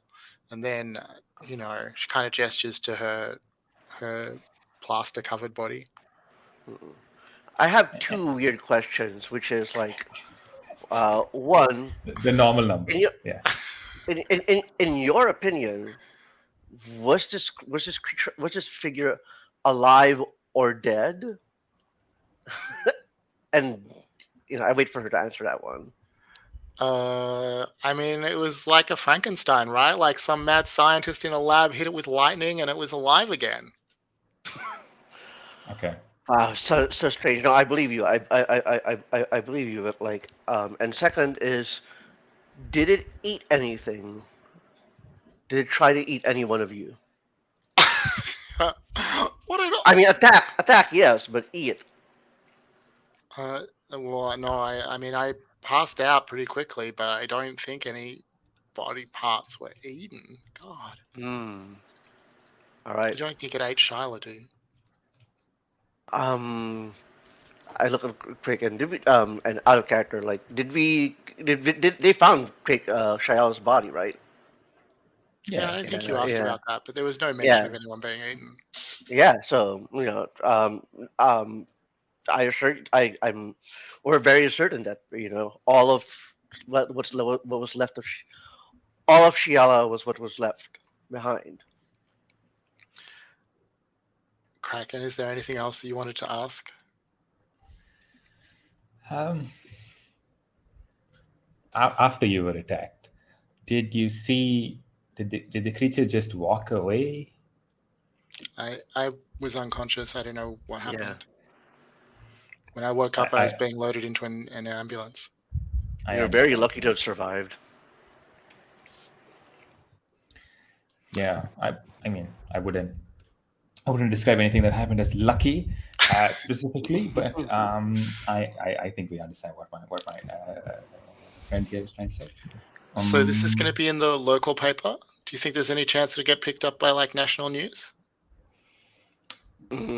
th- Mm. there's a I mean, chance, you know how the press is, right? Right, Kraken? You know how the press is. It's really Yeah, hard. yeah. It's really hard to say. There's a very good chance that everyone will be hearing about this, but The there's thing also a is, good chance. do you really want to be picked up? If anything, the concept of virality has really ruined any aspect of private life that a human being can have. We're taught to assume that what we want is to be famous, but if you look at the lives of and this goes on. I All just right. sort of like try. And what Judy is trying to do is trying to stop Kraken from going on a spiel because it's obviously not what she wants to hear, what Una wants to hear, but it's definitely like, yeah, All right. she doesn't she doesn't need to know that, Craig. All right. So I reckon we'll leave that scene there. Yeah. Nikko, you do you approach Orion once Christian's outside, or was that just an excuse to get away from Christian? No, I think he's a good worker, if anything, and so he does sit down at the bar, and he'll like wait and make sure like Orion's not dealing with any customers or has a moment before he's like, Mhm. "Hi, so sorry to bother you again. We spoke with your boss, and I had a few questions for you." Um, sure, why not? I mean, if it gets busy, I'm gonna have to, go. Yeah, But no, of course. Yeah, please fire don't. away. Yeah, so and like he pulls out a little like notepad, and he's like, "So it looks like and Uma," and he like names the other three people. These were the people that had issues in the alleyway. I wanted to know if they were all regulars that you'd recognized, if they had anything like, maybe they ordered specific drinks or were wearing similar colors the nights of their attacks, anything like that. So she'll look at the list that you've got, and she says, "Look, Uma and Charlotte were in here quite a lot. The others, this guy, he came in sometimes. This one, I think it was the only time he'd been to the bar. I Okay. guess, no surprise he didn't come back after that. Yeah, no, Um, definitely no surprise. any, sorry, what was the other thing that you asked? Any Like, special drinks? do you remember what they were drinking that night? If they were wearing a certain color? If there was anything Uh, similar about them? I mean, if I had to say anything that these four all had in common, it's that they're noisy. These are loud people. I don't Okay. remember, she will like, she'll go through what they were all drinking. She remembers that pretty well. That's her job. Um, I don't know, their outfits. Everyone in here kind of looks the same, and she just gestures around at all the patrons in the bar who are kind of just blandly, nicely dressed in expensive clothes that aren't very impressive. Yeah, and Nico looks down for a moment, feeling a bit awkward because he's in like he's kind of in the outfit in his picture. He's got this, sort of top, and he's got these, pretty dirty pants that have seen some work, and like dirty, not like messy, but and like a ball cap on, trying to like not be recognized, especially by bougie people like this who probably love TikTok. um, is there anything else you wanted to ask? Um, I think he like kind of like nervous cheese on the back of the pencil a little. Uh, yeah, actually, uh, not this second, but I might have some more questions later that may come up as we look at things. Could I get your number? And he like pushes the pen towards her a little. She just like cocks her eyebrow again, says, "Just in case you have any questions later." Yeah, like we're about to go do a sweep of the alley or see something. So just in case. She thinks about it, she takes the pen, and she writes down her phone number. As she does, she says, this isn't really anything to do with anything we've been talking about. But if I was going to give you one piece of advice, it's that confidence is attractive.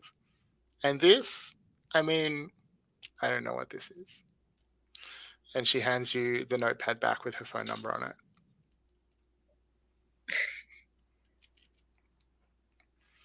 Hey, this worked at least. He gives her a bit of a smile. Well, nothing's worked yet. The Should we leave that scene there? Yeah, I think so. And he at that point, he's asked her any Uh, questions about things. He's kind of gotten, and he sort of like exits out the back door to go find Christian in the alley. yeah. So, Christian, what have you been doing out in the alley? I have been drawing sigils on the ground and walls in chalk. Multicolored chalk, like, the kind of sidewalk chalk that you get for like $2 at a Toys R Us. Yep. Um, it's all sloppy, it's all messy, but it looks effective. And I have actually been doing my witchcraft thing and warding the area Interesting. against undead. So it's an essence cost of 3. That cost can be paid through any combination of physical or mental stress. I have more mental stress boxes available So I will go ahead and check 2 of those and 1 of the physical stress. Sure. So I roll to create an advantage to make an aspect representing the ward and choose a type of creature or a specific feature, and that type of being cannot enter. If they try to enter, they must overcome a difficulty of twice the ranks in the gift. I have 2 in warding. If they overcome the ward, the caster can spend the aspect's free invokes to cause 4 harm to them. All right. So I've created a new tab called Littlefoot for the bar to manage the aspects and stuff that we need for that. Okay. I think that one thing I'll have to check in the rules between sessions is how long your wards last, because we'll let this one last like for the rest of the night, but it kind of doesn't necessarily make sense to me that you pay a cost in stress which immediately clears at the end of the scene if the ward continues beyond the end of the scene generally. But let's just go for now. If made permanent, the ward has 1 free invoke per rank per episode. I don't think I need to make it permanent, but we could probably do something like for at least the session, maybe, or something like that. Look, we'll say that it's going to last for the rest of the night. Like it's not going to last beyond tomorrow morning, but it's good for the rest of the night. So you roll to create an advantage. I guess we'll say that the difficulty for this is 4. Nobody's defending against it. All righty. And this is very much using occultism. Definitely. Or occultist, I should say.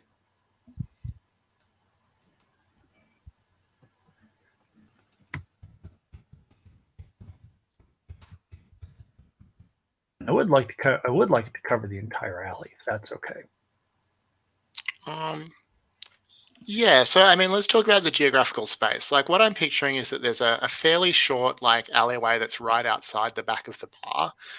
There's a door to the bathrooms there, but it like branches off. So it's not like it's an alley with a just an end at each end and there's nowhere else to go. There's a bunch of other alleyways that run off it and that lead in other directions to other parts of the city. Okay. How about just that section of the alley that covers the back door, the bathrooms, and that bit out to the street? Okay.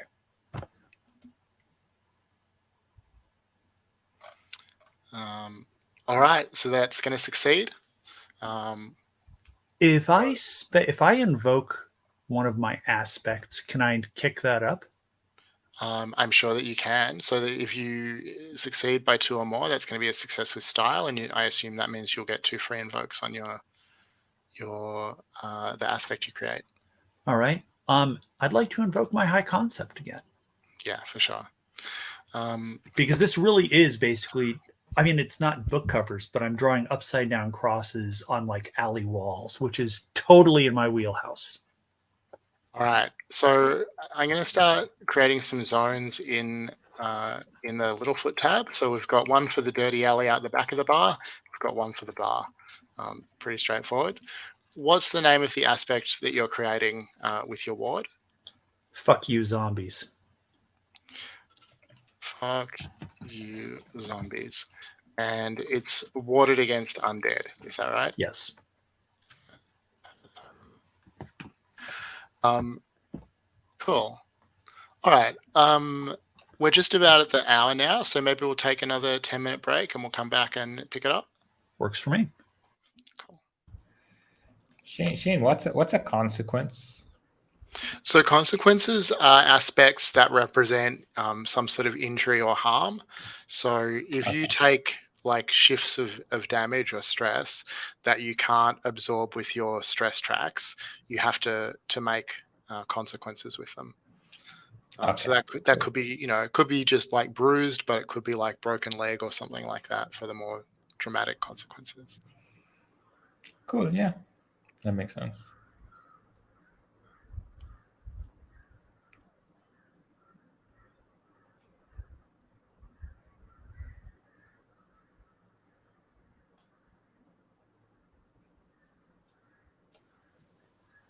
And by the way, if any of you are curious about, and like, if you're sitting there saying, so what black metal should I listen to? I have thoughts and recommendations. And I'm actually being serious. It's been a while since I listened to a lot of new black metal, but there was quite a while when I was very deeply into a lot of death metal and a lot of black metal. So good times. I appreciate the offer. And what's a dilemma? Great question. Where does it say dilemma? Agitators under the 66th or whatever, it says, you're always considered to have a situation aspect that gets one free invoke and a free dilemma. Okay, I've got to be honest, I have no idea what a dilemma is in this That's context. fair. That's I fair. will check the rules between sessions and tell you what a dilemma is next time. Cool. I will check as well. Don't worry. Just in case you knew, I would have saved myself some time. No, I mean, please feel free to ask questions. I can't promise to know the answers, obviously. All right, we're all back. Are we ready to continue? Yeah. All right. So you've warded the alley. You've asked a few people some questions. It's fairly early in the evening. The expectation is that if the monster's going to manifest, it's not going to be till probably after midnight, or at least that's when it has other times. Is the plan to just wait around until then, or is there something that you want to do first, or is there some other sort of plan, or what are you going to do? I do think that Nikko will inform everyone that he has that it seems like the monster is very much attracted to noise. That the people who were all attacked seem to be very loud people, especially as indicated by the video, and that is something that draws its attention and ire for them to be aware of. I would like to contact the putative I Hunt Workers Union and see whether We have a union? We do not have a union. We don't have What? a union, but I said putative. Someone's trying. Just We have a Facebook page. That's what we have. I keep telling you guys to come to meetings. You fucking haven't showed up once. There's a WhatsApp group or something like that. There has to be. Yeah. WhatsApp, a portal to hell. And I think what I want to do is I want to see whether anybody's messed with. I mean, what the fuck does Frankenstein-y kind of thing mean? I mean, we get the monsters stitched together, but like, what does that? What does that mean? Does anyone have any experience with that? Like, who made this thing? Was it made by somebody? Wait, how does someone who hates the internet ask this question? So I don't Google it. That's the really important thing here. I don't Google it. I go to the I ask in the I go to the people and I talk to the people. These are other eye hunters.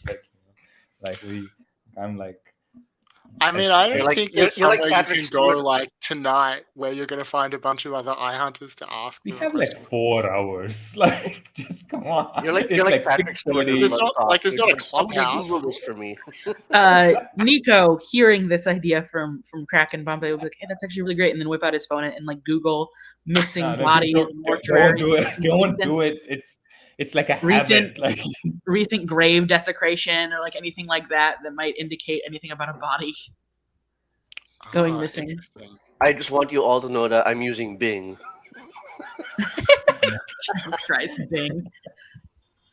So I think that what you'll find, well, actually, why don't you make an overcome action, Nikko, using to see what information you can dig up, because that's. I am specifically not the investigation guy.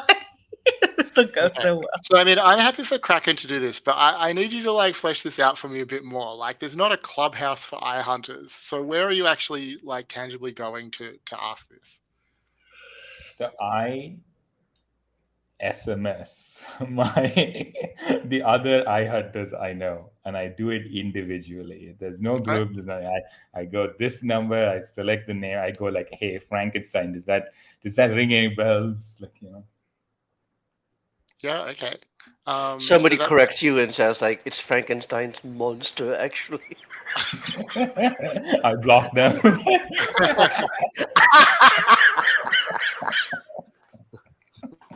Uh, all right. maybe So, oh, sorry, Nico, I what was were you gonna gonna say? maybe Nico can make a suggestion and be like, "Hey, I did a gig without you guys a month or so ago.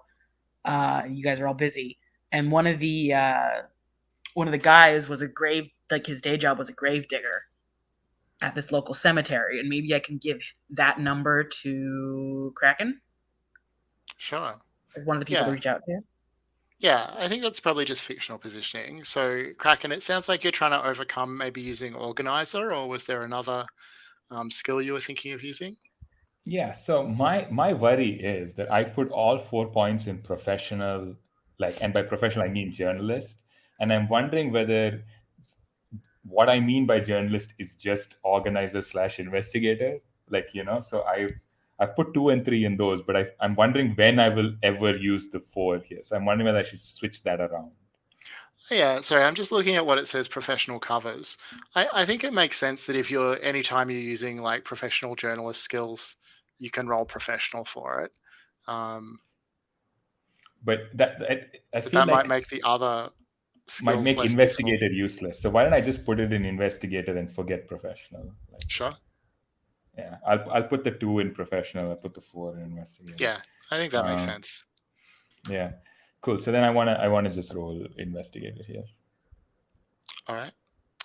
So I think against a difficulty. Well, sorry, can we just go over again? Like, what's the information that you're trying to find? Like, what other eye hunters know about Frankenstein type things? Yeah, I want to know, like, did someone make this? Like, is our problem like this thing, or is our problem like the person who made this thing? Like, this thing is attracted to noise apparently, but like, like why, why is it coming at noise? Does anybody have any why answers? Yeah. Yeah. Okay. So go ahead. I think difficulty 4. Um, Yeah. Cool. Um,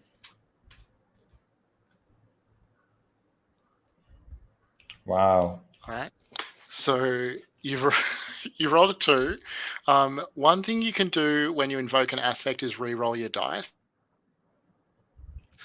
So that's probably a good option if you've rolled a -3 or -4. So this might be an occasion where that's a decent investment. Do you want to Yeah. Yeah. spend a fate point and invoke one of your aspects? Yeah. Yeah. Yeah. Yeah. Yeah. I think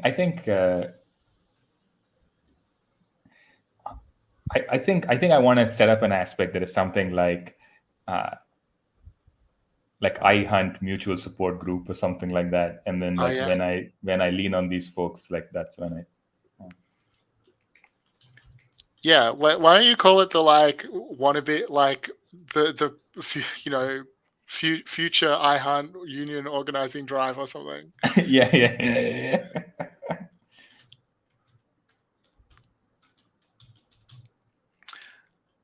Um, yeah, that's awesome. The little I hunt Oh union yeah, gets that's great. That's perfect. All right. So spend Yeah. a fate point to invoke that aspect, Yeah. and re-roll your dice. Or if you want, you can use it just to add 2, but you've probably got a pretty good chance of doing better with a re-roll. Yeah. And do I reroll all or just my fails? All. Okay. There you go. Yeah. So you succeed. Um, so no, well, actually, maybe I'll ask the others what they're doing because you're spending some time on the phone.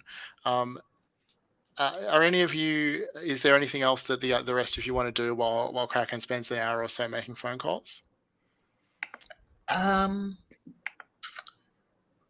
So I think since even though I'm not very investigating, uh, since Kraken's looking at a different part of it, I think I still want to look anything about like missing bodies or anything like that locationally that might lead to an identity of this thing Hmm. versus like Um, where it, yeah, sort of who's doing it. yeah. So that'll be again an overcome action. What skill do you want to use? Can I use maybe influencer? So let's look at what. Sorry, I gotta look at what these funky named skills are supposed to do. The influencer skill is all about moving the bar of public opinion. It's about popularity. It's about being on the forefront. You're good at making people like you, listen to you, and respect you. So, I mean, if you can tell me how you use that ability to kind of make people like you to get an answer here, then you can use it. But it's not super obvious to me. Well, so my thought is through his odd jobs as well as through other jobs here, he's made a likable network of people he can reach out to for information. So, sorry, But laughing silently. information about missing dead bodies? So, like the gravedigger he did a job with, or a medical assistant he managed to, persuade to give him some stitches. All right, sure. I buy this, that this is going to work. Well, that this could work. So go ahead and roll. I think you're trying to overcome a difficulty of 4 as well. 3. All right. Do you want to invoke an aspect to bring that up to a success? Let's see. What aspect can I do?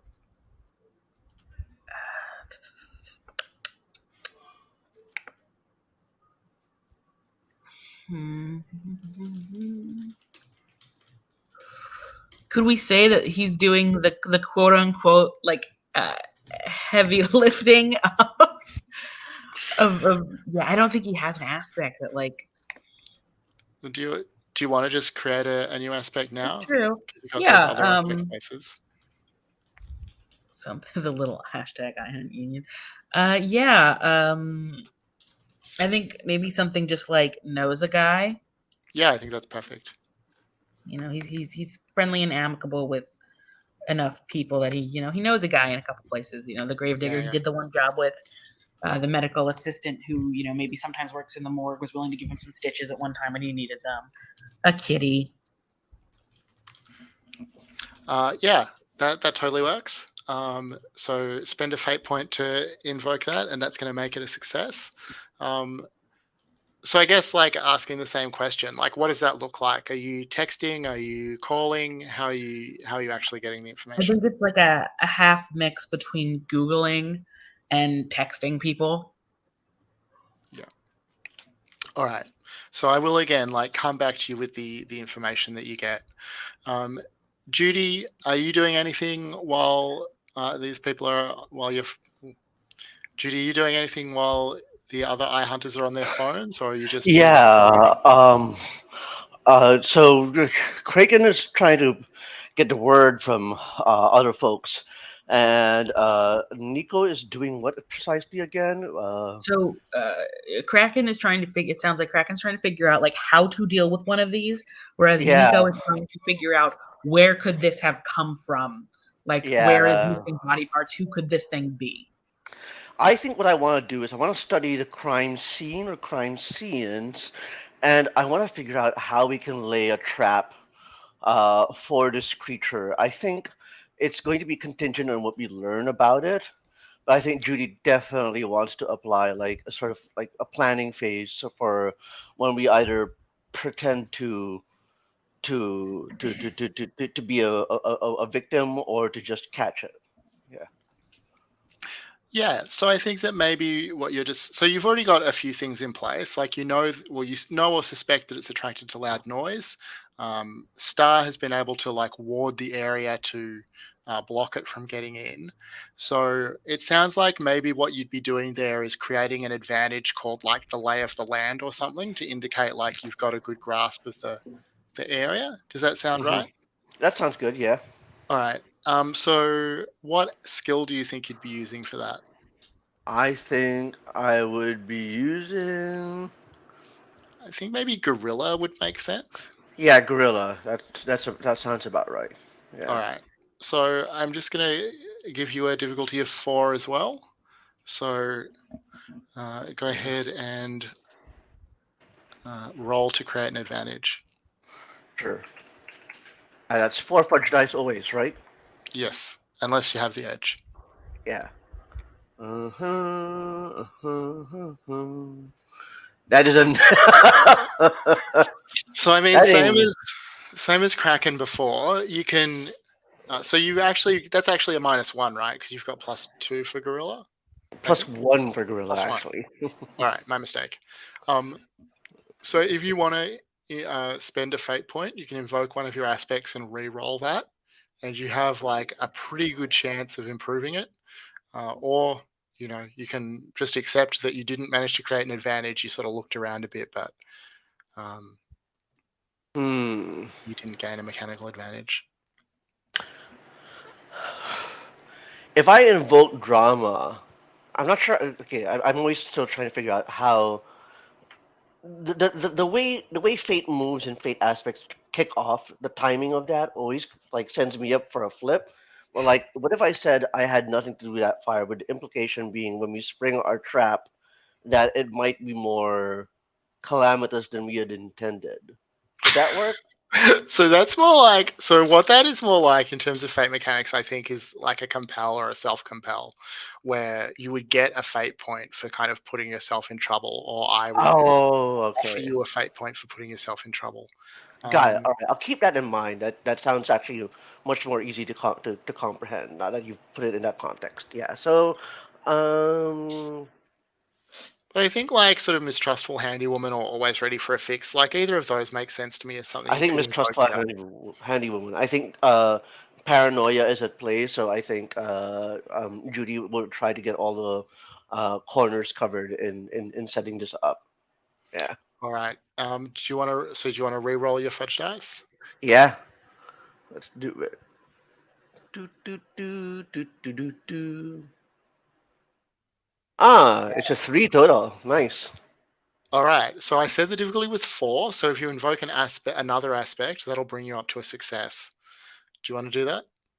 Yeah, another aspect I can invoke. Do we have any aspects stacked on this location yet? Oh yeah, good call. We do have a couple for the alley. We have uh, cracked uneven cobblestones and fuck you zombies, which is Star's ward.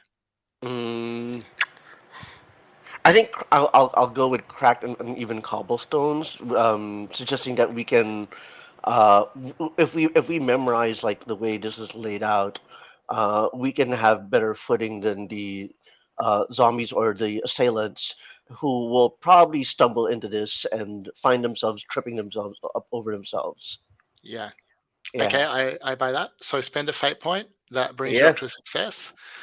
You're gonna create an advantage. Is if we call it the lay of the land, is that okay to reflect I do some, like that. some tactical Yes, knowledge? yeah. All right, cool. So that will obviously benefit you once the monster turns up, if it does turn up. Hmm. And Star, what are you doing while the others are up to all this? I am rather uncharacteristically quiet, and I'm kind of slumped down in the corner between a dumpster and the brick wall of the building, looking kind of queasy. Oh. Judy, do you notice? Will Judy notice you, or are you too well hidden? I'm not trying to hide. It's just it's clear that whatever I was doing took something out of me. Yeah, no, and I think Judy would also be on the lookout for anyone who is nauseous, because that's just instinctive when you're doing catering gigs. Like, you don't want someone throwing up in the middle of a party. So I think Judy like would notice that. And what do you do, or what do you say? Yeah, I ask if Christian's all right. Like, what's going on? Just wording a location isn't easy. That's why I asked about the whiskey. I wasn't kidding. Then um, we were at a what was we were at a bar, right? Yeah, The you're at a fade in. bar. Was that it? Yeah. Yeah, I'll. Is it okay if I declare that I filched some whiskey anyway, and put it in my in my flask and hand it to? So I have a break flask, like something you Uh-huh. swig in between, and hand it to Star. Sure, but I'm definitely going to say that Orion 100% knows that you did that and just sort of deliberately looked the other way. Yeah. I'll pay that price. I will take several drinks from it and toss it back, noticeably lighter. All right. Wow, when we shared drinking vessels, times before the pandemic, am I right? Wow. Yeah. All right. So, Starr, I think don't forget that you do clear stress at the end of a scene, so you can clear the stress from creating the ward. Okay. I didn't know if that was going to be there until the evening. So, but Okay. fictionally, we'll say that the whiskey did it. Yeah, absolutely. All right. So, Kraken, what the other eye hunters have been able to tell you, some that maybe keep a bit more of an eye on supernatural goings on around town than you always do, is that there was a report of a Frankenstein type monster up at the new UC San Jenaro campus about 3 weeks ago. Attacked someone. They got away, but they were pretty shaken. Nobody really believes this story, like it was just some drunk college kid, who would take that seriously. Um, the by itself, maybe that's not so much to go on, but Nikko, what you find out is that nobody knows anything about graves being robbed, but there was a scandal at UC San Gennaro a couple of months ago where it turned out that some of the cadavers for their medical department had gone missing, that nobody knew where they had ended up. Yeah, so I think I will bring that up, and I'm like, oh, so no missing graves, but UC had some cadavers go missing. Can we create an advantage that says something like college experiment gone wrong? I don't think that's necessarily an advantage. I don't think that it helps you in this situation. Fair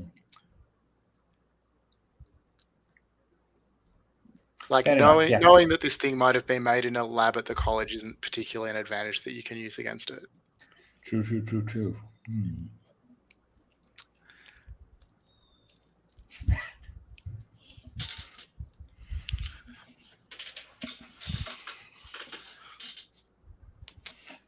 Okay, is there this is more for the table or it's for the group or whatever, but do we want to just wait here? The thing, yeah, it seems the most practical thing is to just wait here and hope it shows up again, and I'm sure it will. It doesn't make sense for us to try to find the person who made it and kick their ass, right? Like that doesn't, it seems most likely that this thing has escaped from UC Gennaro or whatever. Yeah. The only thing I can think of is if we find who made it, we might be able to find out a specific weakness or like a something about how it was made that could make it easier to deal with per se. But again, there is also the option to just wait here and kick its butt.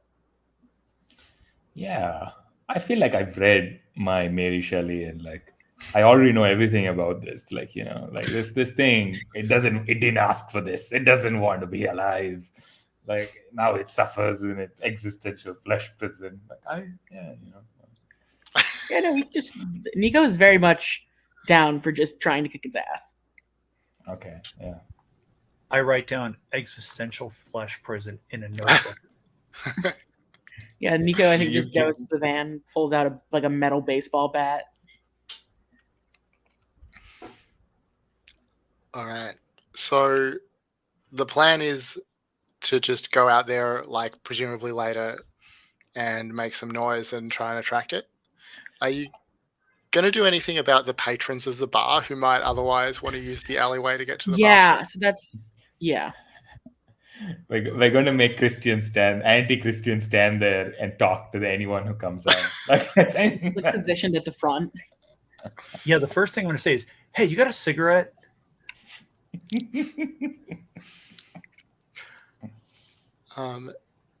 Is that what you want to go with? You're going to Christian is going to station at the door to try and stop anyone else from coming outside.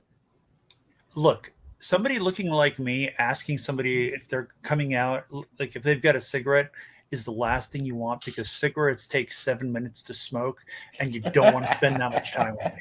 That'll make them go out the front. All right. I just asked because I had imagined that if you wanted to make a lot of noise, then Christian is the person that you would want making it. But I guess anyone can like yell or whatever. Oh, I I'm feel like making this noise. thing is coming anyway, right? Because of the noise of the bar. That's my understanding. Yeah. All right. So shall we just cut to like it's a bit after midnight. You feel ready to go.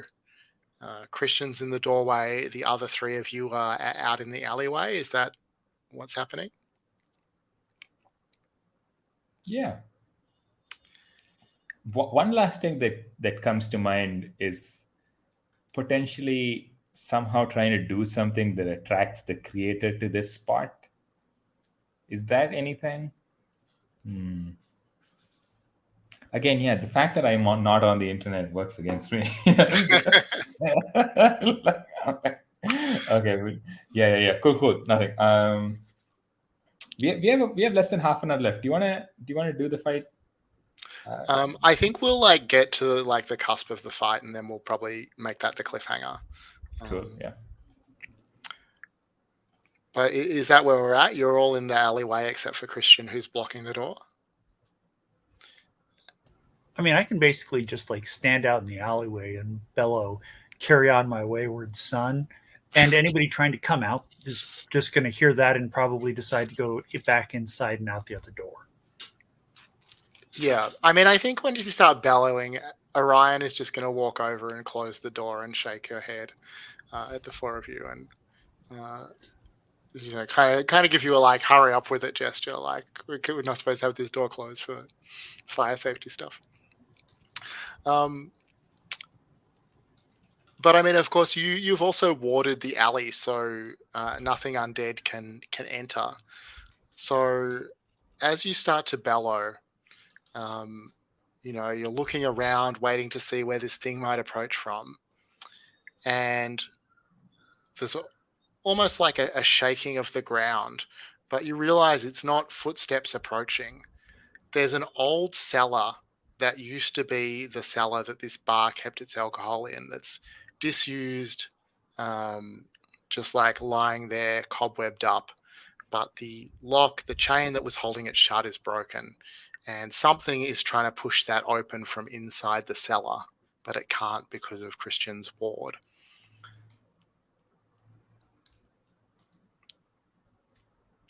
What do you do?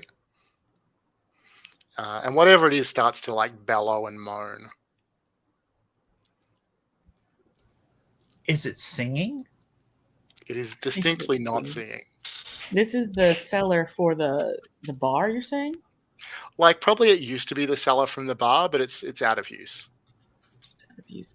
I'm gonna walk down to a separate part of the alley and call Orion. Orion will poke her head out the door. Oh, okay. Hey, that cellar there. Is there an interior door to get inside there? It's all blocked off. That cellar collapsed. That's part of the reason that Kenny got such a good deal on this place. You don't want to go down there. It's all falling apart. It's very dangerous. Nobody's supposed to go in there. We need to go in there. Is there another entrance other than that, or? So Orion will show you the other entrance, and you see that there are just piles of kegs stacked up around it because nobody's using that entrance. It's going to take some time to get in there. Mm-hmm. I'm going to go back out in the alley, and I'm just going to open those cellar doors on the outside, because it's going to be coming up right into my warded area. it's going to have to do an overcome roll, and then I can just like detonate all those free invokes on it. Well, I think that I imagine that it can like feel the ward, like that it senses that there's a barrier there that it would have to push through to overcome. So I think it's more like as you throw open the doors, this like huge hulking Frankenstein type thing, like it sort of gingerly touches the surface of the alley that's warded, or like the sort of space in the air where your ward hangs now that the doors are open, and hisses as its fingers touch this magic, but it's not going to try and come out there to fight you, and it kind of takes a step backwards as if to beckon you down into its lair. And I think that maybe that's where we'll finish up for this week. But we do have some things to do before we finish up. If you look at the selfies and advancement tab on the Keeper, so there is some stuff that you get to do at the end of a session. Basically, the end of session stuff is mostly about like you can change things, you can move a skill point around, stuff like that. Because you're all still like making your characters, that you don't need to worry about that. Like you can still just like move character stuff around until you're happy with it. Like once we have the characters kind of set, we'll start to use that thing. But what you specifically can and should do is your big mood. So at the end of a session, there's space there for you to record a big mood, which is a short phrase. It can be a picture, something. It's basically a minor aspect that you can invoke for free once per session to get +1 on a roll. And it's supposed to represent something cool that your character did during today's session. So I will start with Anti-Christian Death Star. What is your big mood for today? I think finding out that Starr was at least heteroflexible, if not pansexual. So what's the short phrase or picture that's going to represent that?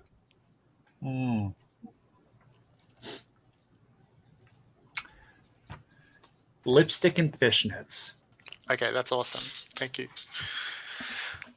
Judy, an aspect or a picture, short phrase that represents something cool Judy did today? Yeah, so I think the big mood represents is probably Judy's realization that these are the kinds of problems that actually interest her in terms of like applying herself and planning and all that stuff. So I think uh, this is worth my time and energy. Is the big mood. Okay, cool. Kraken, what about you?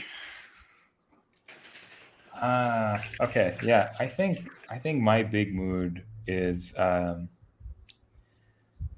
something like golf swing to the head. Perfect. Yeah. For Yeah. And Nikko, what is your big mood for today?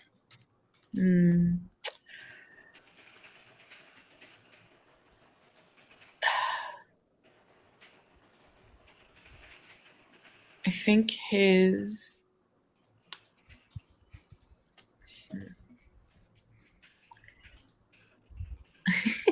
his move might be got her number. Yeah, that would totally make sense. Cool. So that's the end of our mechanical stuff. We'll finish with a round of stars and wishes. And Puckett, I will again ask you to go first. Okay, so huge Starr for playing along with all of Starr's bullshit because he was certainly on his bullshit tonight. Thomas, I really liked how Kraken was sticking with his "I will not use the internet" thing. I'm kind of surprised that you were even using cell phones, because that almost seemed a little off-brand. Like you couldn't find a payphone, or no. And then Matthew, nice save with Judy and the hip flask. That was a nice touch. Yeah, a lot of fun all the way around. So, Any wishes? in future sessions, it would be fun to see how to put it. I'm curious to find out how like where Star's sexuality, like what his deal is. Yeah, I If love this that. was just a thing in the 80s or if this is still a thing for him, or you know. Cool. So I'd like to get more into his interior life, as opposed to just him being in a black metal band and Yeah, I love taking that. care of his not yet dead mom. Yeah. That's cool. Thank you. Judy, stars and wishes. Oh, sorry, Yeah. Matthew, stars and wishes. Yeah, Stars and Wishes. I really enjoyed Kraken, like just sort of like spontaneously erupting into everything that defines him as a person in terms of like how he inquires and engages in the world, even if it's not like perfectly what is needed for the situation or what people want to hear, which I described in chat, I think. Um, yeah, I always enjoy Stars bullshits and asides and tangents. Um, and let's see, and also the very mutable, flexible nature of his age. He references 1983, but he can't have been older than 10 years old in 1983 unless he's actually older than he says he is. Who cares? I like that that chronological ambiguity. Yeah, and every time Kay invokes Nico's, lift all the things. Like, I always enjoy that one. There's a little song in my head that plays with it. I'll send it maybe in chat or whatever next time. Every time she invokes lift all the things. And yeah, thank you, Shane, for again running this game. I have to admit that I'm still figuring out fate, and I'm not just saying that to be like like apologetic. I'm saying that because like I think it's a very I think it's a very weird system, and it's not a system I'm not enjoying. It's just so like mind blowing. Like when you consider it next to belonging outside of belonging, powered by the apocalypse, or Forge in the Dark, or even like Apocalypse Keys. So yeah, this is quite a journey. Yeah, I think for sure people should expect to take a few sessions to get used to the mechanics and how different things work.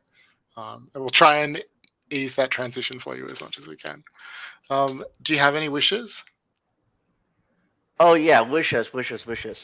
Um, let's see. My wishes are I really want to see what happens when Nico does with that number. I want to see a figure from Death Star's past, someone who is maybe his age or his generation, sort of cross paths with him, and I just because that really like I think has the potential to cause interesting things to emerge, and I want to see a situation in which Kraken is forced to kick ass and take names. So, well, there you go. That's what I got. Cool, thank you. Thomas, stars and wishes. Yeah, Star for the anti-Christian Death Star / Nikko. Well meant advice scene. I thought that was just cool. I liked Shane also playing. Was it Kenny Smith who was like, "Are you talking about my dad? Like, why why are you doing that?" That was hilarious. Yeah, that was fine. Um, star for Matthew for clearly like surviving some kind of like heat that is sapping his energy and brain and still playing. I appreciate you, Matthew. But my wish is that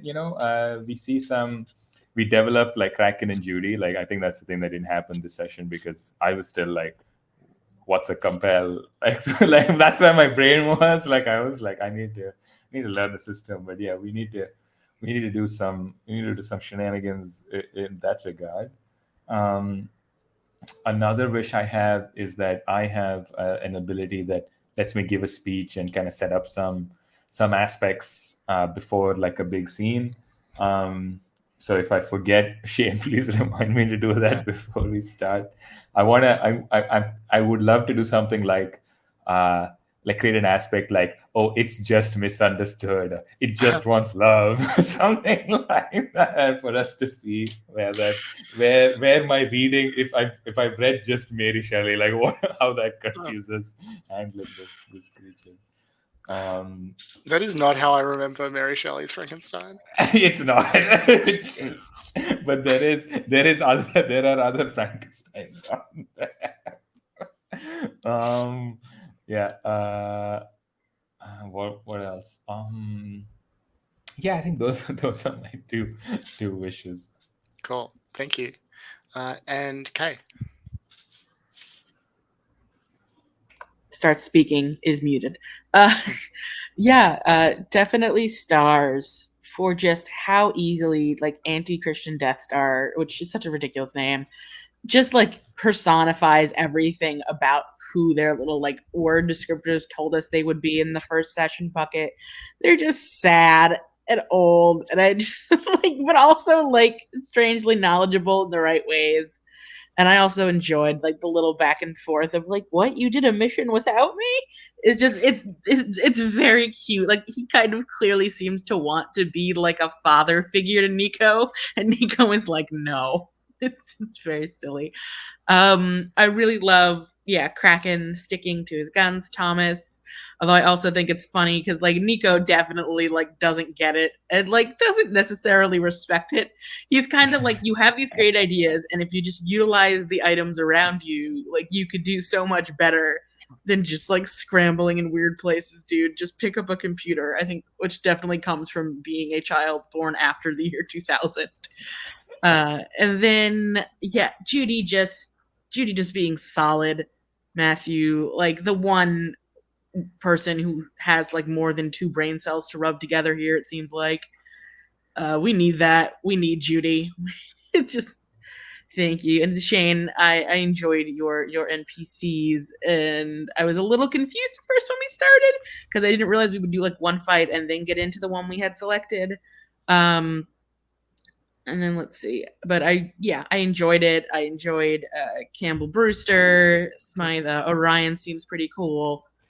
So lots of fun options there. And I'm excited to sort of expand the breadth of NPCs that will become recurring over time. We've got a long run of this game. So I'm excited to see like who we meet and who sticks around versus who's just there for like a hot second. Oh yeah, we should really add an NPCs tab to the keeper, shouldn't we? Yeah, I'll try and do that for next time. That's probably a good idea. In terms of wishes, I sort of similar to some of what other people have said. I need to get to know the system a little better. This is my first time playing Fate. But also, I'm excited to sort of just see like some of that interpersonal and against who the others are. I'd also love to see, we've now started to see like the positive sides of our attributes, but we've also talked about how attributes have negatives to them. So I'm excited to see kind of what that looks like, and dive into, because we've had our good day today, as we said. Now I'm kind of curious to see like what a bad day looks like. Well, I'm sure that we will satisfy that wish before too long. All right. Well, thank you all. I am going to stop the recording.